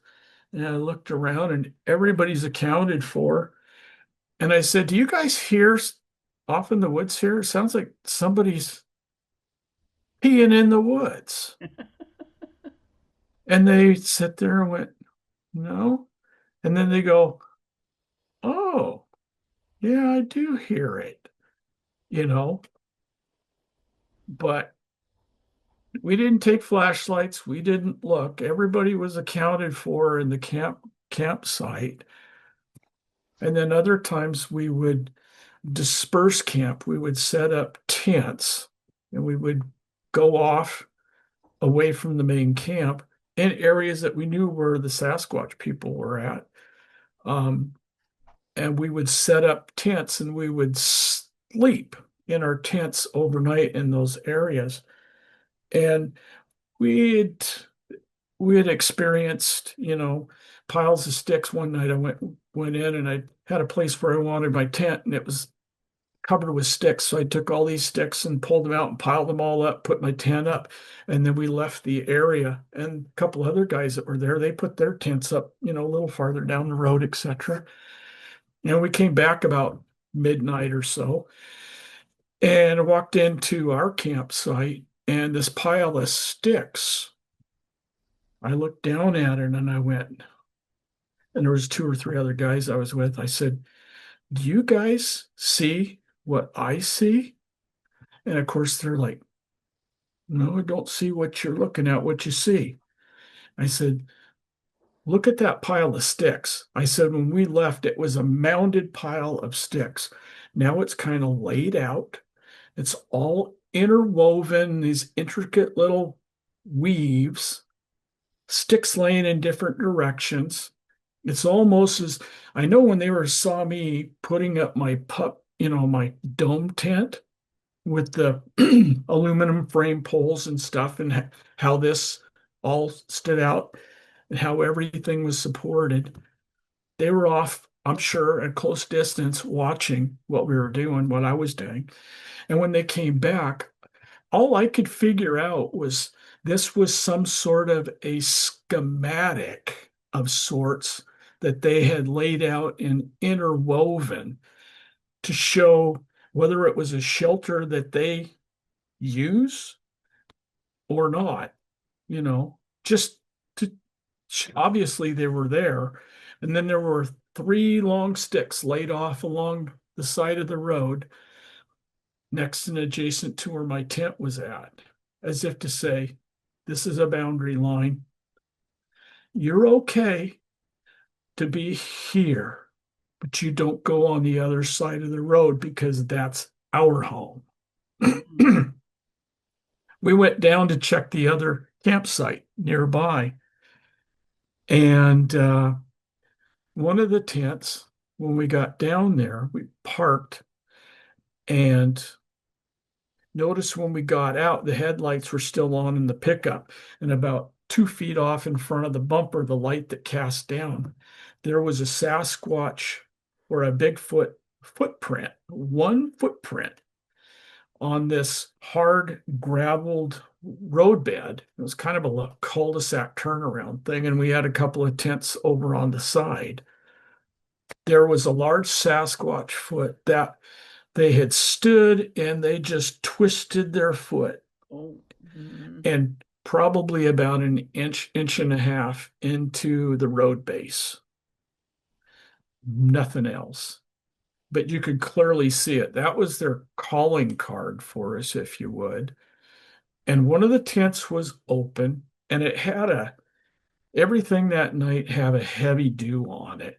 My tent, I'd actually put a rain or a tarp over it to protect it from the rain or the heavy dew. And these other two tents were very wet. And the zippers on the front rain fly and the inside of the tent had obviously were unzipped. There were huge, you could see where there were huge handprints on the rain fly in this kind of reddish clay that was the dirt around there. And you could see where they were down the front of the tent. And when you opened up the tent, put the rain fly back, the sleeping bag that was on a sleeping pad was twisted in a spiral as if they'd opened up the tent and is anybody in that thing? So they twisted it to see if maybe there was somebody in the sleeping bag, which there wasn't. And then Good down, thing. yeah, and then down on the left front corner, the little ones had pulled some grass and they made this little tiny 4-inch little grass teepee right along where the bottom post or the pole came down for the tent and the rain fly, put it right in the corner and kind of formed it into that and made this little tiny, like it was like they did a little tent, a little, if it was a stick figure or a stick, structure, it would have been like this and it's quite sizable. It's like a little artistic brass Wow. tent down on the corner. And as we looked around, I'm at the sheriff's office and working in the woods. I was a trained tracker. And so I started looking around and using my flashlight, and I could see where the Sasquatch had come in from this cul-de-sac thing, went down over the edge, and then went down into shallow creek drainage. And I could see where there was a larger set of footprints. There was a smaller set, but there wasn't any real detail to it because it was, kind of hard dirt. But as they left and they went down the back side, the larger one and the small one, the first heel strike when they hit, you could see the heel was probably about maybe 6 inches or so in diameter. And you could see where it slid down the ridge line or down the slope as they left and went away from the campsite. And then, you know, I didn't get down there very often, but from time to time, I always enjoyed my time spent with other researchers. And so, anyways, my time in the national forest, working in the forest, ended in February of 2014. That was the end of my 10-year period that I spent there. Mhm. And the sheriff's office had contracts with a number of the small cities in the county for police services. And one of them was in the small town that I lived. And I was, approaching, almost 40 years. And I thought, well, I'm going to maybe finish out my career in my own small town and try and, protect and look after the interests of my own small town. So I did that. And one afternoon, I responded to a call from a couple of boys in one of our county or city parks that's not heavily used, of two boys who reported that there was sound like a woman screaming like she was being assaulted or beaten up. Mhm. And so myself and one or two other officers, deputies, responded to the location, and we got there and contacted these boys and asked them where it was, where was it, the was the sound coming from? And they pointed off in the direction. And this was a creek bottom where the kids went down there and played in the creek bottom, for something to do. That's what country kids do, go out and play in the country. Mhm. And so, anyways, they pointed off the area, and and I said, well, what exactly did you see?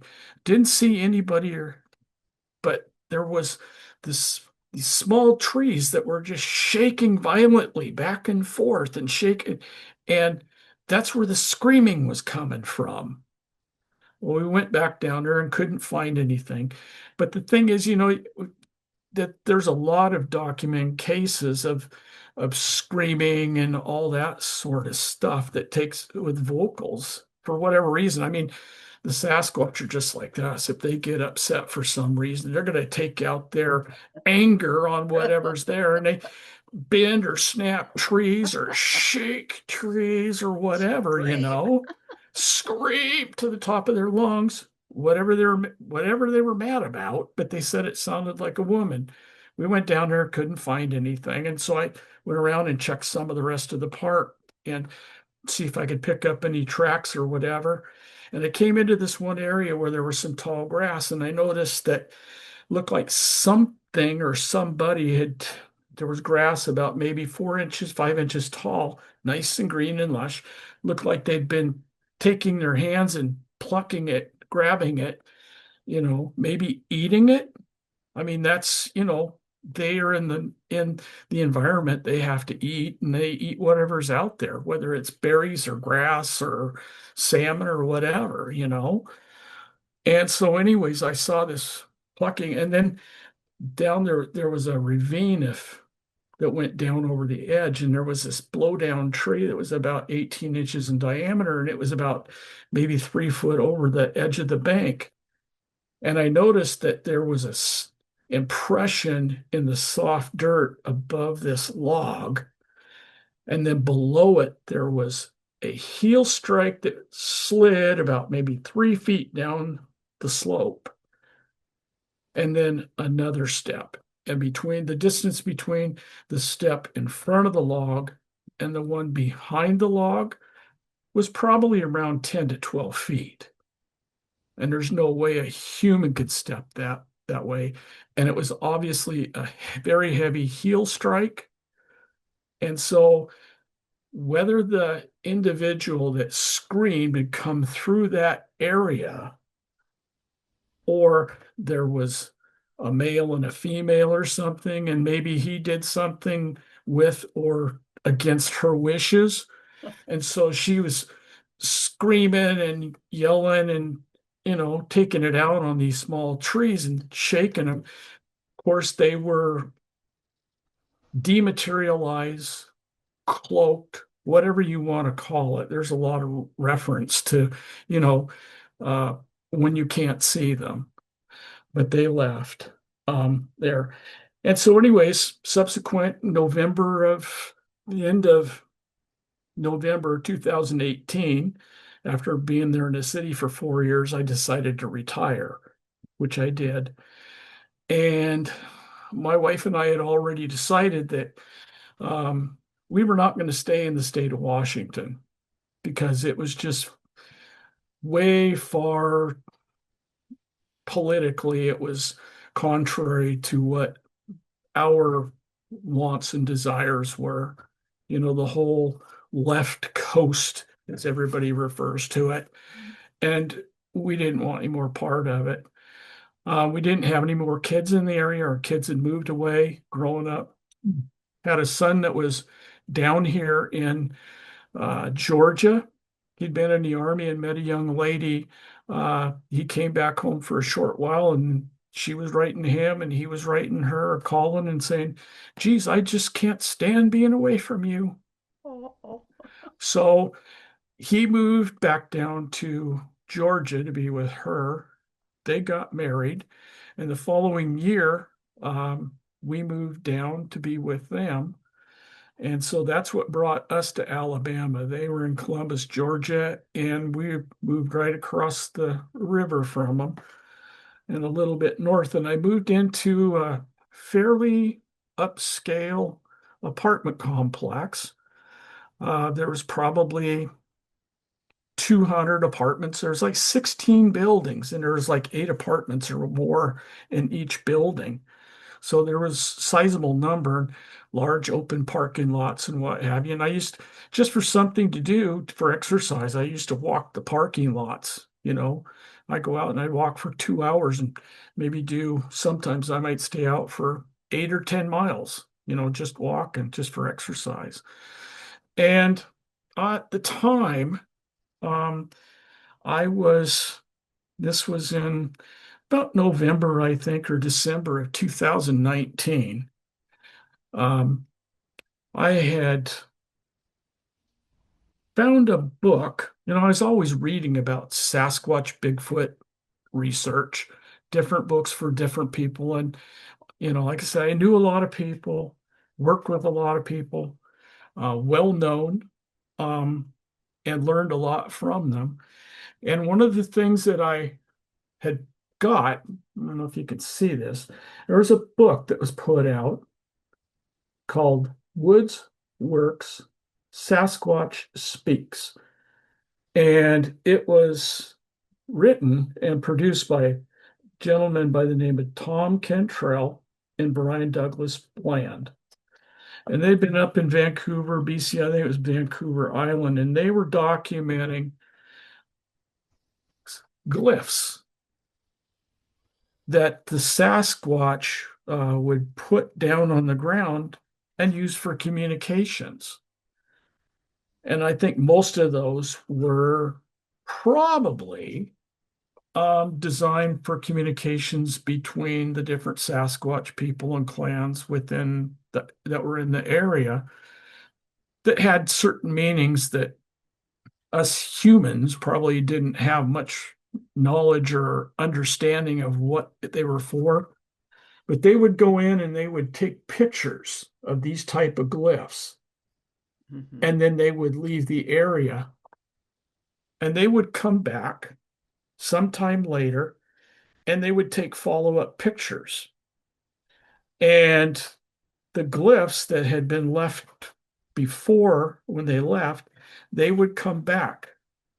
And there would be subtle differences in the glyphs that they had made.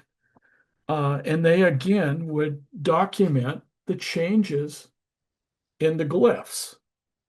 And so I was reading through this book and I was learning more and more. And, you know, like I said, I'd seen the weaving in the forest, I'd seen the different structures.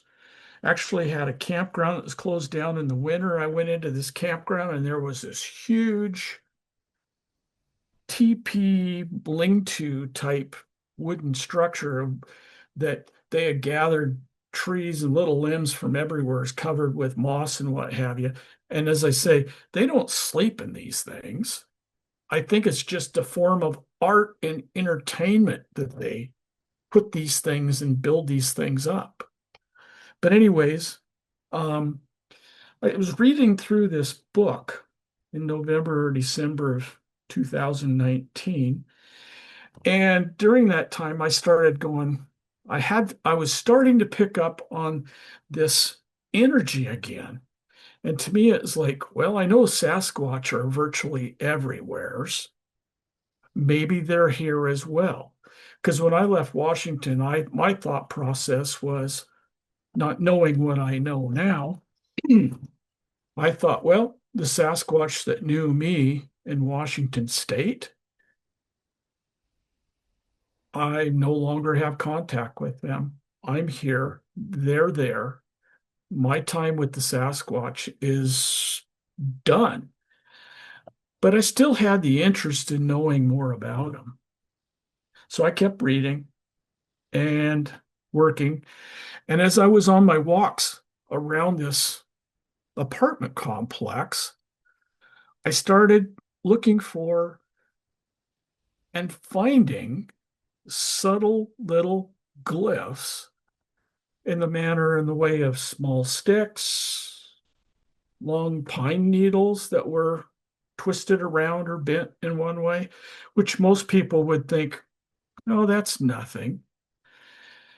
And then one day I was walking, there was a green belt in and around behind the apartment complex on the outer edges that was probably from, there was grass walk pathway, a grass lawn area. It was probably about 10 or 15 feet wide around the outside edges and perimeters of this apartment complex. And in the back of it, there was this green belt that had mostly young, small pine trees.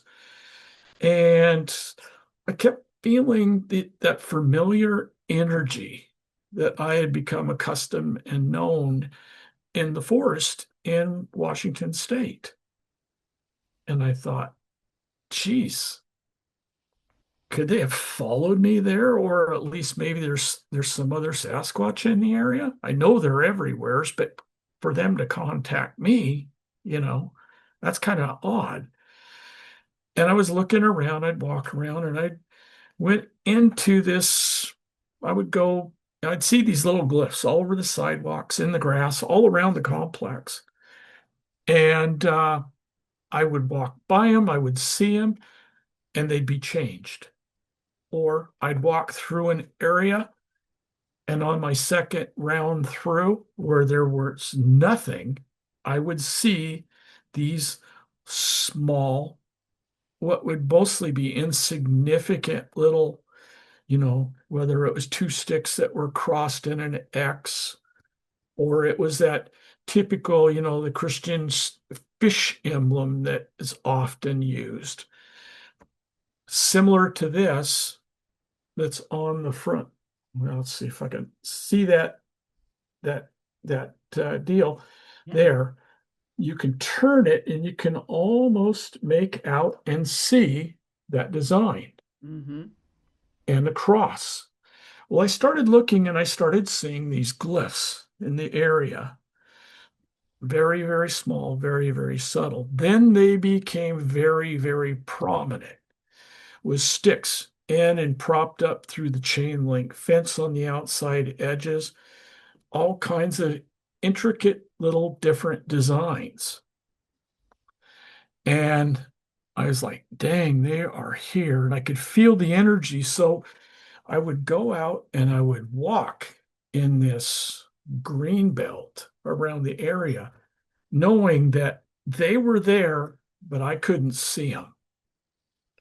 So I would take my cell phone or my little digital camera that I had that I used for years and years in the forest for documenting different things. And I would feel the energy and I would just snap photos in the surrounding area Mm. because I knew if I couldn't see it with my naked eye, which cycles at about 20, 20 plus frames per second. The cameras that we have are much more, their lens speeds, their camera speeds are much, much quicker. And they are able to catch images that our eyes cannot see. So I started snapping photos of the area, and I could pick up little subtle outlines. Often you'll see the outlines, but it's like very, very subtle outlines, and you can see through these images because their density is very, very light. And there's virtually high energy and there's no real substance that you can see. They're there, but you can't really see them. Mm-hmm. And so, anyways, I took these pictures. I'm going to turn off my camera here for just a second. One of the pictures that I took that caught my eye was this tree structure here behind me. And this is literally 3 feet off the edge of the grass lawn area that was behind one of the apartments in this greenbelt area. And you can see the trees that are straight up and down, and then you can see the older ones that are pulled together in the middle, and you see the discolor of the trees. These trees are all green. When you look at them in real life, they're all this forest green, but there's electrical energetic energy that when you take the pictures, it fuzzes out and blurs what you're looking at so that it looks fuzzy. And often you'll get this bluish tint or hue to your photos. And if you look very, very close, you can develop the ability to see what you can't really see.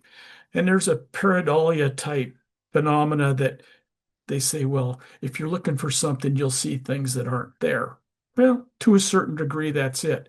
But over time, you can change your ability. If you concentrate, you can train your eyes to see things as time goes on. It's kind of like the glyphs. At first, you never see the glyphs, Yeah. but then you look closer and then you start to see these things. Well, up here on the right-hand side of the screen, when I was taking this picture here, I didn't see anything other than the trees and the foliage. And I noticed these blurred images. If you look real close, you can almost see some energetic images of other faces or whatever, but you really have to look at them. And you wonder, well, is there really anything there? And a lot of times you can catch and capture the energetic images of different beings that are in the unseen world or that's in nature. Mm-hmm. And on the right-hand side, you'll see where there's a small tree that goes straight up and down. And to the left of it, you'll see a black image there. And if you look very, very close and very, very carefully, you start to see what looks like the rounded crown of a Sasquatch head. And the shoulders taper down to the left and to the right. But the right-hand side, or what would be his left-hand side, is behind the tree, as they often are. They'll try and break their image up behind the tree, even when they know we can't see them. But when they know we're taking photographs, they know that there's a very good possibility that we're going to be able to see them, and especially when they want us to see them. Because we can take pictures and we can take energy images, and they can pick up on our spiritual energy, our thoughts as to what we're thinking when we're looking at their energy when they're looking at their images. If you look very close, you can see right next to the tree on the left-hand side, you can see the shape of a nose, the eyes, the brow line, and then it goes up into a very dark crest of the head. Now I'm going to try, if I can here, should be able to find, oops, I got to go down here. Find, change the image and adjust the image to where it is larger. These are some of the images that I use for my Zoom backgrounds. Now this here you might be able to see a little bit better. You can see the crest of the head to the left of the tree. You can make out the facial features. You can make out what would be the right shoulder looking at you. And you can see, obviously, they're crouched down behind the tree. And this is what appears to be a very typical black adult Sasquatch.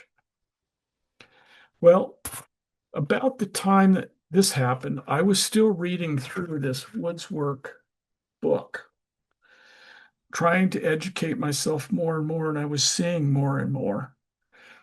And I had it on my nightstand in my bedroom, and I had a little sticky pad that I put, sticky note I used for a bookmark. And I put it off on the side of the uh, nightstand.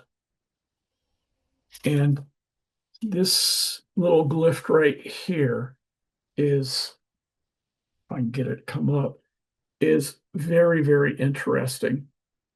It's not exactly the same, but it's very close to particular glyphs that I subsequently started picking up. While I was living in the apartment complex, going through this book, I decided it was time to go to bed. So I put the book off to the side on the nightstand. And, in our apartment complex, there's street lights out in the parking lot, and the curtains are pulled, and you get a certain amount of ambient light that shines through around the outside edges of the curtains. And I went to sleep. And I would guess probably around 2, 2:30 in the morning, which is a typical time at night when the Sasquatch are usually uh, very active, between midnight, 1, 2, 3 o'clock, even early into the morning. I've been out where you hear tree breaks and trees being crashed and knocked down to the ground when you're sleeping in your tent. And you wake up disoriented and you're trying to figure out what direction did that come from, but you're half asleep and you can't figure it out. I was sound asleep, and about 2:30 in the morning, I woke up. And with this ambient light shining around the curtains, I opened my eyes, blinked a few times, and standing at the foot of my bed, closest to windows on my side of the bed, which would have been the left foot as you're laying in it, would have been the left side of the bed. There was an 8-foot dark black Sasquatch that appeared to be standing in full physical form Wow. at the foot of my bed. Now, what I could never understand, and I still can't understand, is that when I woke up and I saw him, his image standing up looked exactly like this big fella Oh my. in the picture. Now,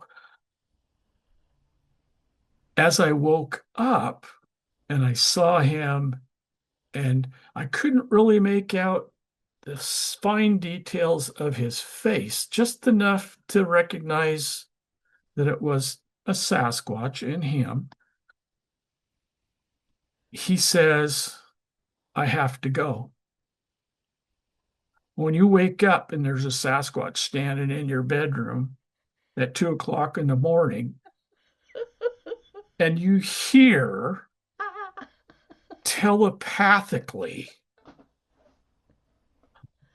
I have to go. I'm thinking, you got to be kidding me. No, can't we just stay here and talk for a little bit? That was my internal thought. And the only thing I could think, I was just coming out of my sleep, and I said, before you go, what what's your name? What's the name that you go by? I know that the Sasquatch people don't quote have names. They know each other energetically. They have an energetic signature between, they all know each other. And what I found out subsequently is what one Sasquatch knows, they have all one consciousness. And what one Sasquatch knows about you, they all know. So, anyways, he says, I must go. I have to go. And I said, well, before you go, what's your name? What's the name that you go by? And he says, Camus. And then he literally faded and disappeared from sight before my very eyes. Wow. And I'd never experienced that before, but I'd heard about it in many different places about people having the Sasquatch materialize and then turn and disappear or just fade out of sight by simply, what I know now is they just simply raise their energy and they dissipate and they go away and back into, they may still be there, but you can't tell. There was no odor, there was no sound, there was no nothing.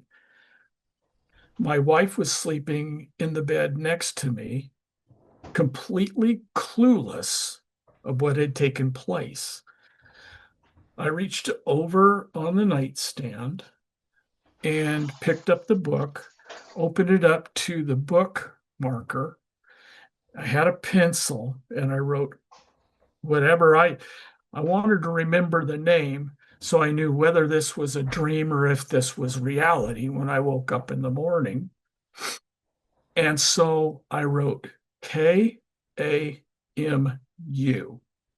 Camus. The only way I figured it was, at least that was the way I could remember what it was. And I went back to sleep. Well, it was a day or two later, and I was the middle of the afternoon, and I was still on Facebook. It was shortly after the 2020 election that I got kicked off of Facebook because, for no apparent reason, they have their community guidelines and what have you, which we know they arbitrarily just remove people. And for no reason, I was removed. No warnings, no jail time, no nothing. It's just like you're Bye banished. bye. Bye bye. So, anyways, before that happened, it was just shortly before that, I mean, literally days before that took place. I was on Facebook and looking at something, probably one of my Facebook sites, and this gentleman comes on and sends me a text and said, excuse me, do I know you? And I said, no. He said, well, you friended me. You sent me a friend request. Oh, And I said, geez, I'm sorry. I said, I don't remember pushing the button. And I said, I don't know you. If that's what I'm sorry and I'll let you go. And he said, no, no, no, no. I thought it was kind of funny because he says, not so fast. And this was a Sasquatch or a Bigfoot site that I was on, a community site, some sort. And he started asking me, he said, I was curious before you go, have you ever heard of the Sasquatch or the people known as Bigfoot? I said, yeah. I said, I'm originally from Washington State. And I said, I know all about the Bigfoot. I said, I know about Patty, you know, down in California and Bob Gimlin. And, I've met, a few of those people. And I said, I worked in the forest for 10 years and I had interactions and I actually had one that appeared to me, you know, one night in the woods while I was sitting in my truck after having years and years of energetic experience with them and all sorts of interactions. He goes, okay. And I said, but you're not going to believe this. I said just a couple of nights ago, last night or night before, I said, I had about an 8-foot black Sasquatch that appeared to me at the foot of my bed in my bedroom at 2 a.m. in the morning. And I said, I live in an apartment complex here in southeastern Alabama. I said, all the experiences that I had previously had were in the Pacific Northwest. And I said, I've been, experience glyphs and different things, being laid down there. And I said, I recently started looking at this book that I'm trying to learn a little bit more about. I'm seeing glyphs everywhere. And he said, well, this individual that appeared to you, did he give you his name? And I said, well, he didn't volunteer it, but I said, I asked him his name. I said, he appeared and he says, I have to go. And I'm thinking, you got to be kidding me. Here we are, you appear. I'm excited to get an opportunity to interact and to talk to you. And the first thing you say is, I have to go. I am pretty sure, and have been for quite some time, that we had carried on some sort of a conversation up until the point that I, became conscious of his awareness. What that conversation was about, I have no idea. Mhm. And for all I know, I could have been on an ethereal travel uh, and met him somewheres and he escorted me back to my bedroom. I don't know. But nonetheless, he was there and he says, I have to go. And I said, I asked him his name and he said his name was Camus. I said, I have no idea who Camus is, what clan or anything else that he's associated with. I don't know where he comes from. I don't really know all that much about who and what the Sasquatch are. I just said I know that I've interacted with them time and time again. And this gentleman said, well, Camus, believe it or not, he said Camus is a 10,000-year-old Sasquatch elder Oh, who has been a member of the Elder Star Council or Council of Star Elders. I don't remember, something similar to that. And he says he's also channeled a series of messages to an individual who has put his messaging and what he's had to say to humanity, and he's entitled it Sasquatch Message to Humanity. And he's put it down in a series of books. Two of them are his, and a third one was written by a number of different Sasquatch people that edited or published, his channelings.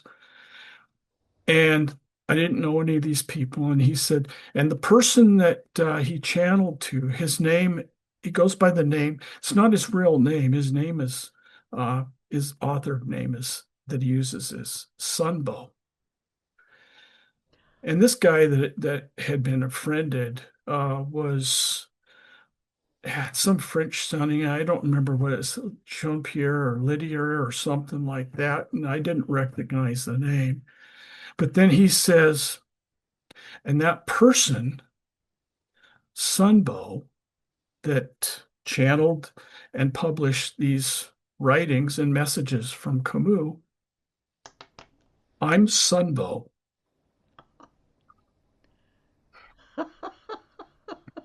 If that isn't a mind blowing, you know, Totally.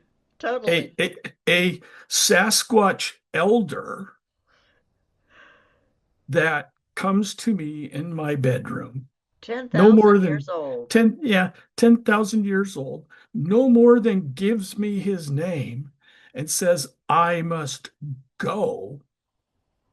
I'm like, what's that all about? That's ethically wrong. And so then to find out that he connects me, and Sunbolt told me, he says, now this explains it to me. He says, this is not the first time that Camus has done this with me. He says he will connect certain people with me for what reason he has. And I know what the reason was. He knew that I was seeking the truth and the knowledge, and that I had been with and around the Sasquatch for better part of 40 years, off and on, and then very significantly for a 10-year period. And that the Sasquatch knew that I was somebody that could be trusted. I had when the people who had the dogs and the horses that I mentioned earlier, they were having these problems. And so they brought in an animal communicator, a animal species communicator, to try and figure out what the issue was between the dogs and the Sasquatch. Oh. They never really got much of an answer other than that they just like to play with the dogs. But she also said, there is someone who works here in the valley. And she said, he needs to be very, very careful because she said they really love him Oh. and they might take him. You might just find a pile of clothes and nothing else just someday in the forest. And she told me this sometime later, and I said, well, I'll keep it in the back of my mind, but I said I'm not really concerned about that.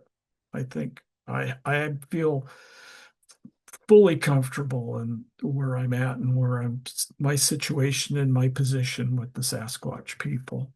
And that was the end of it as far as that goes. But to know that they had a great interest in me and actually a love for me, um, and over all the years, there was a desire to meet, and I actually had a mutual respect, if you will, for them as and caring for them as well, and them and their environment. And so, anyways, after this incident and the information with Camus, um, Sunbow told me that there were these books that were written uh, that were entitled Sasquatch Message to Humanity. And I believe that the whole point and the reason behind Camus connecting me with Sunbow was to find out about the information that he had channeled to Sunbow, which, if you read the books, the first book is just general conversation with Elder Camus. And the second one talks about all of the dimensional issues, what they can and they can't do, a lot of history behind the Sasquatch people, where they came from, their history with us, what they can and their abilities of what they can do. And they are immense. You know, one of the things is that they say is that,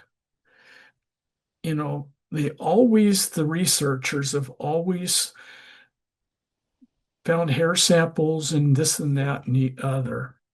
And they always have the opinion that somehow, some way, that the samples are always contaminated with human DNA because they come across with an unknown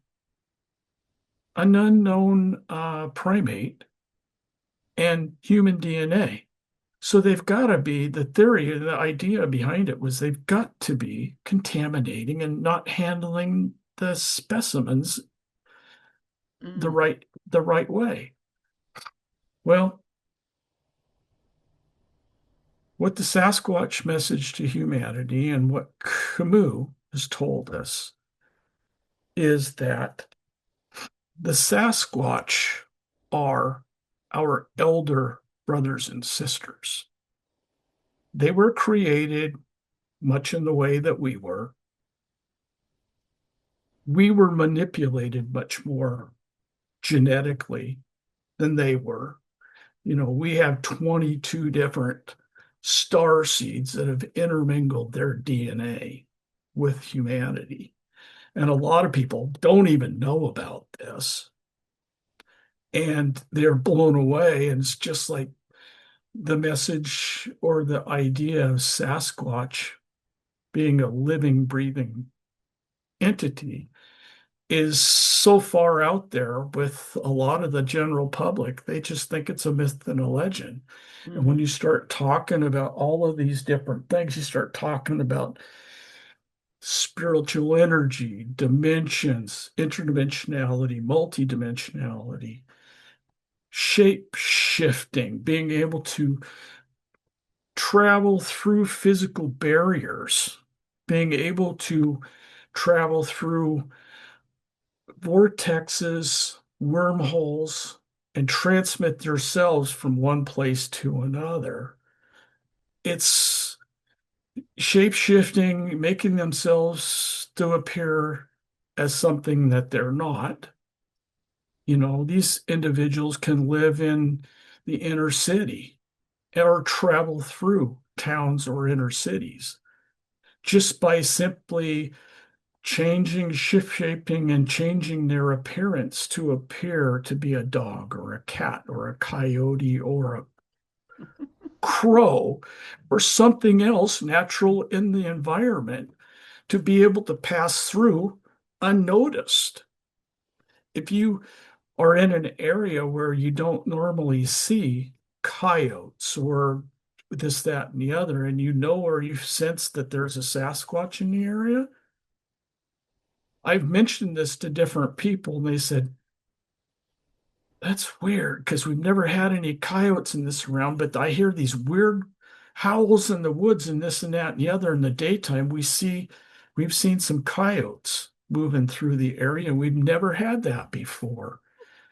And I said, well, maybe what you're seeing is not a coyote.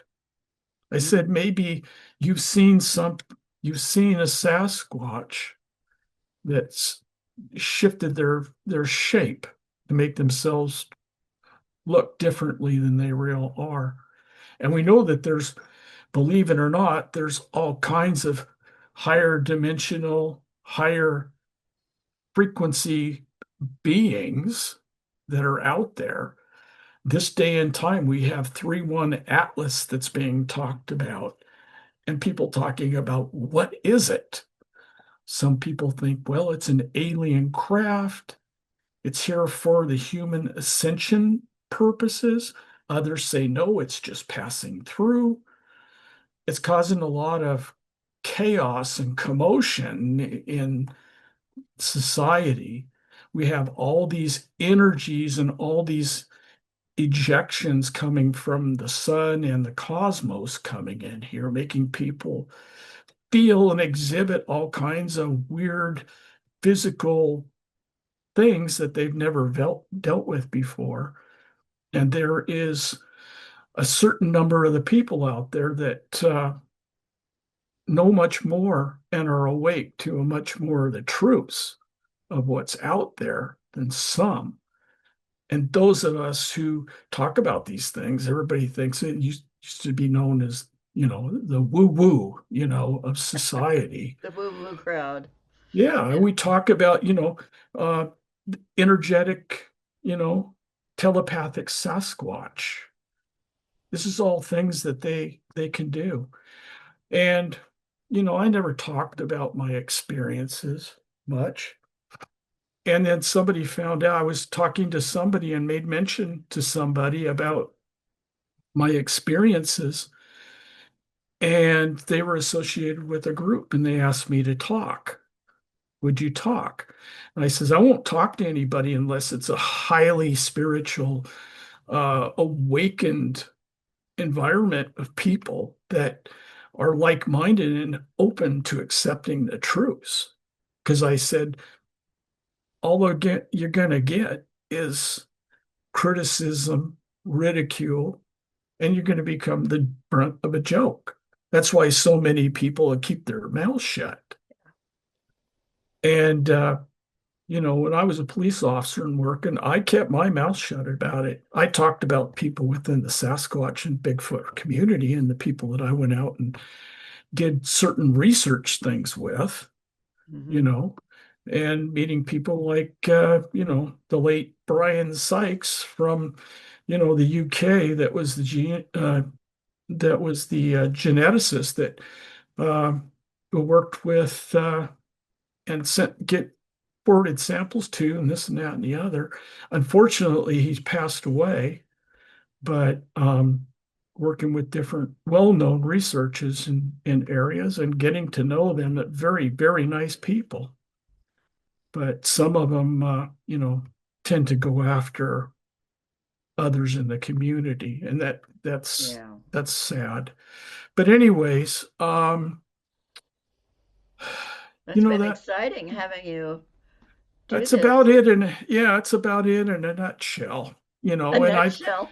yeah, and I talked to this one group and open their eyes and their minds. It's like, as they say, you have to have the eyes to see, the ears to hear, and the mind to comprehend things of the spirit.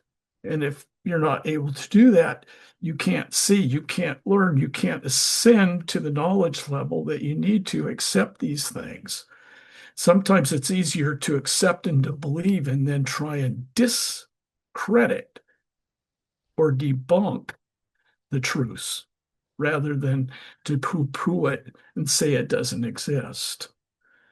But one thing that Camus told me, or not Camus,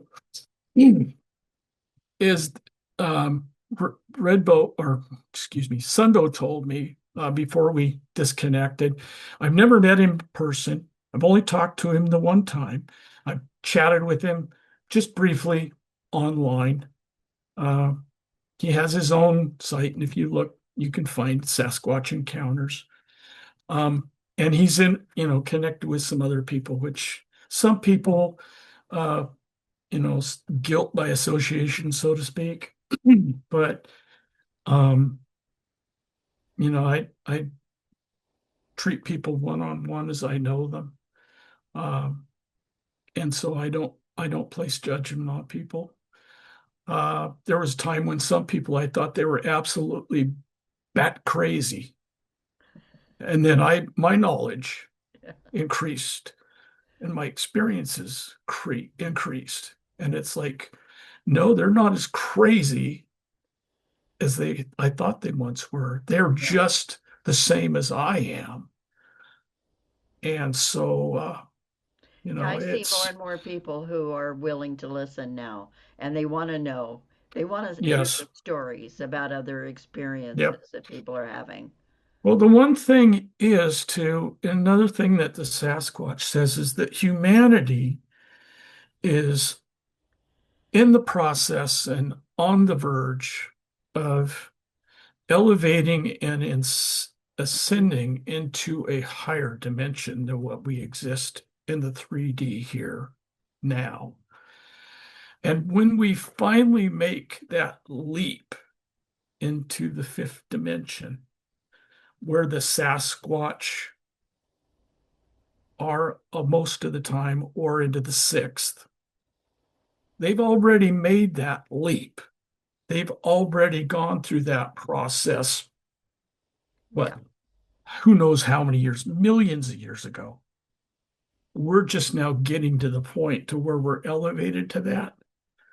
And yeah, when that time comes, they're now connecting with us in humanity, the ones that they know, the ones they can trust, the ones that are authentic, have an authentic love, respect, no fear, that when the time comes, they're going to come out of the woodwork and they're going to materialize and they're going to be the ones that help us in our ascension process to assimilate into that. And that's what we need to remember. They're here to help us. I believe that. I believe that. So, and one thing, Camus, before he left me, he says, tonight, when you go to bed, he says, as crazy as it sounds, he says, knock on the wall above your bed, above your headboard, 3 times.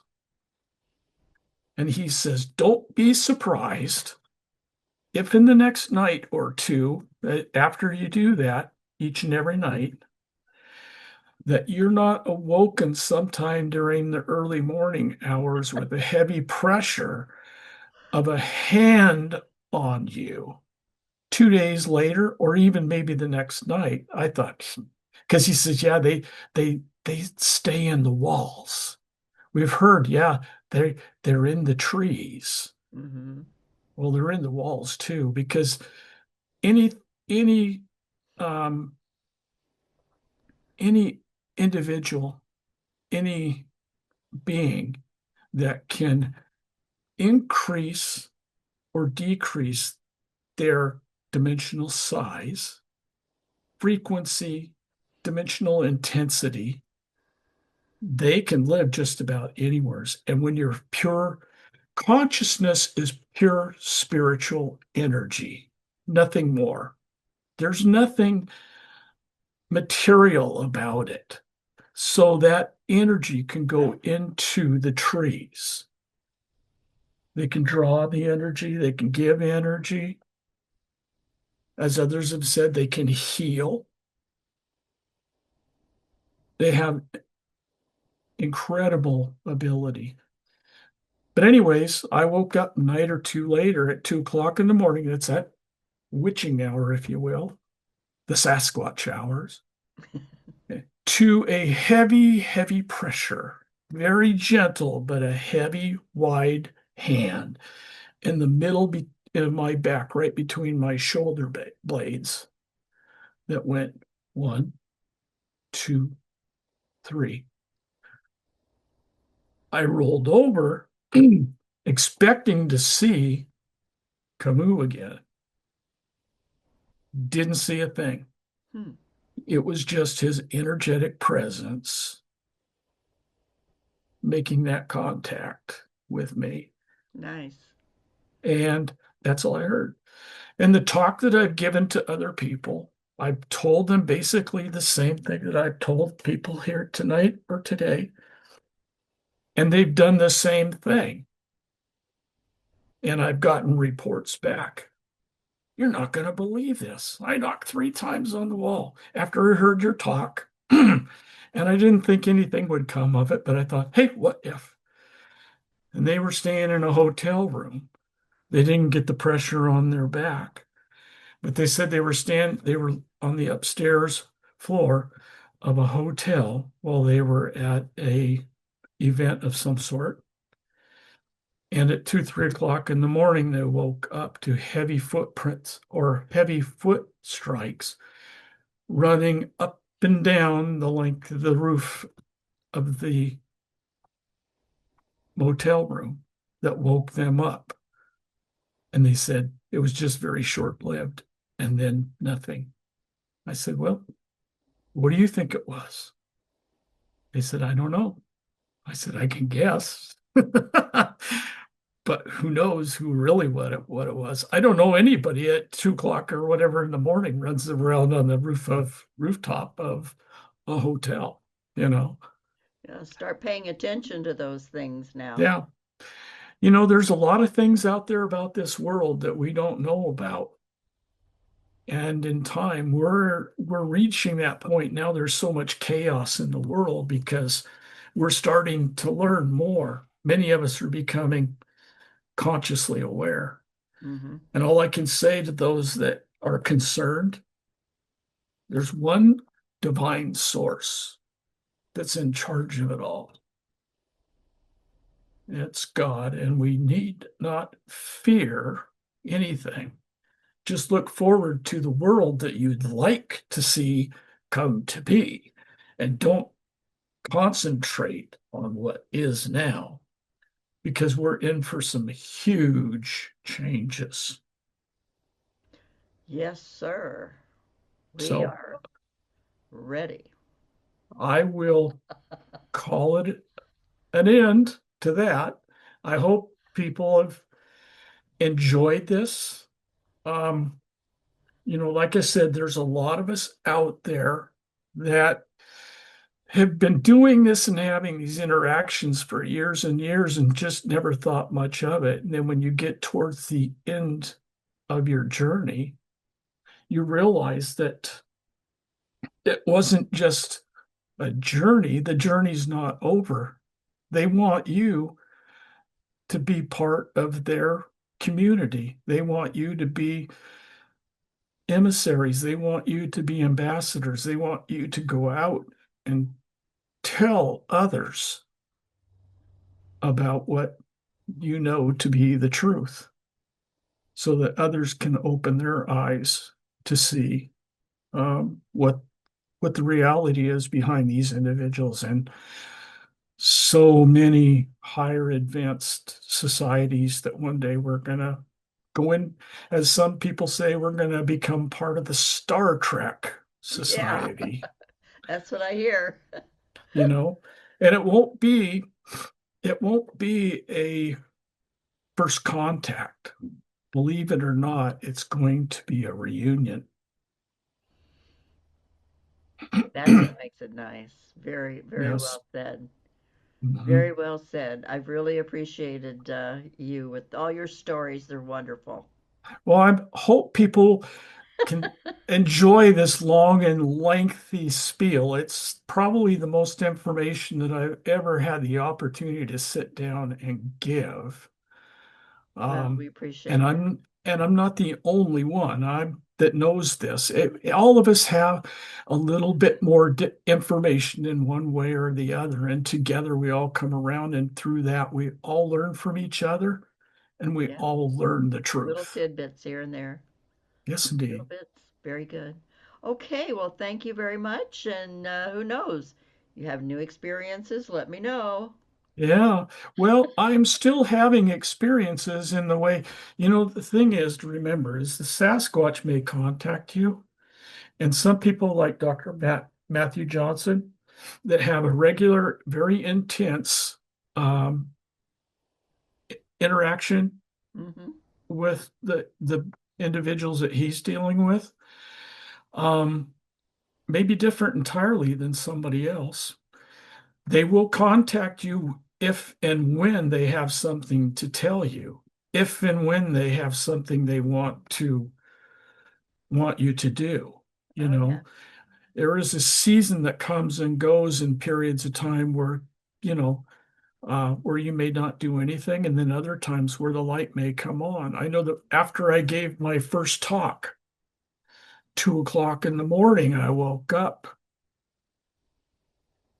and I heard this voice, familiar voice that said, "Thank you for what you're doing."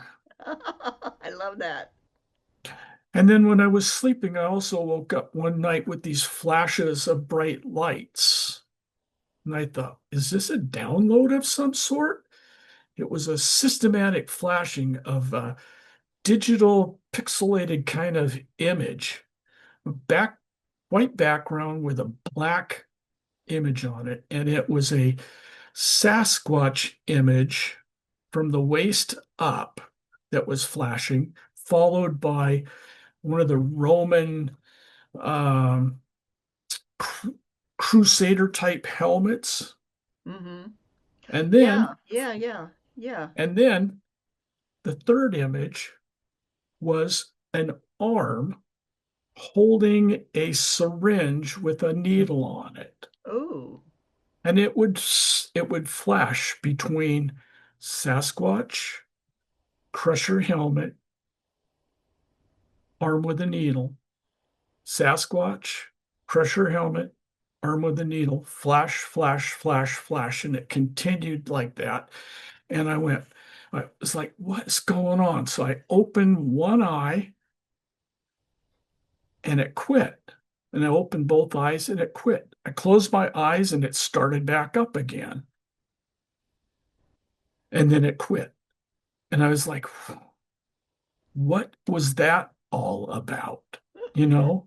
That And the that nearest is thing that I different. could figure out is must have been because there was a Sasquatch image, was saying the Sasquatch think that you are a warrior Yeah, warriors in there. for not taking the shot. Ah, it could be. So they recognize us, they know about us, they know where we're at, and they know We're the babies. our where we're at. We're the babies. Yep, we are the babies. But we're about ready to learn to walk, so to speak. I So, know. It gets tough. Well, I'm going to say bye-bye. all righty. Sounds good. It's been a Until pleasure. later. It's good And it's been talking a to you. pleasure on my part as well. I've really enjoyed your stories, Greg. Thank Thank you you so very much. much. You're welcome. Bye now. Bye-bye. Bye.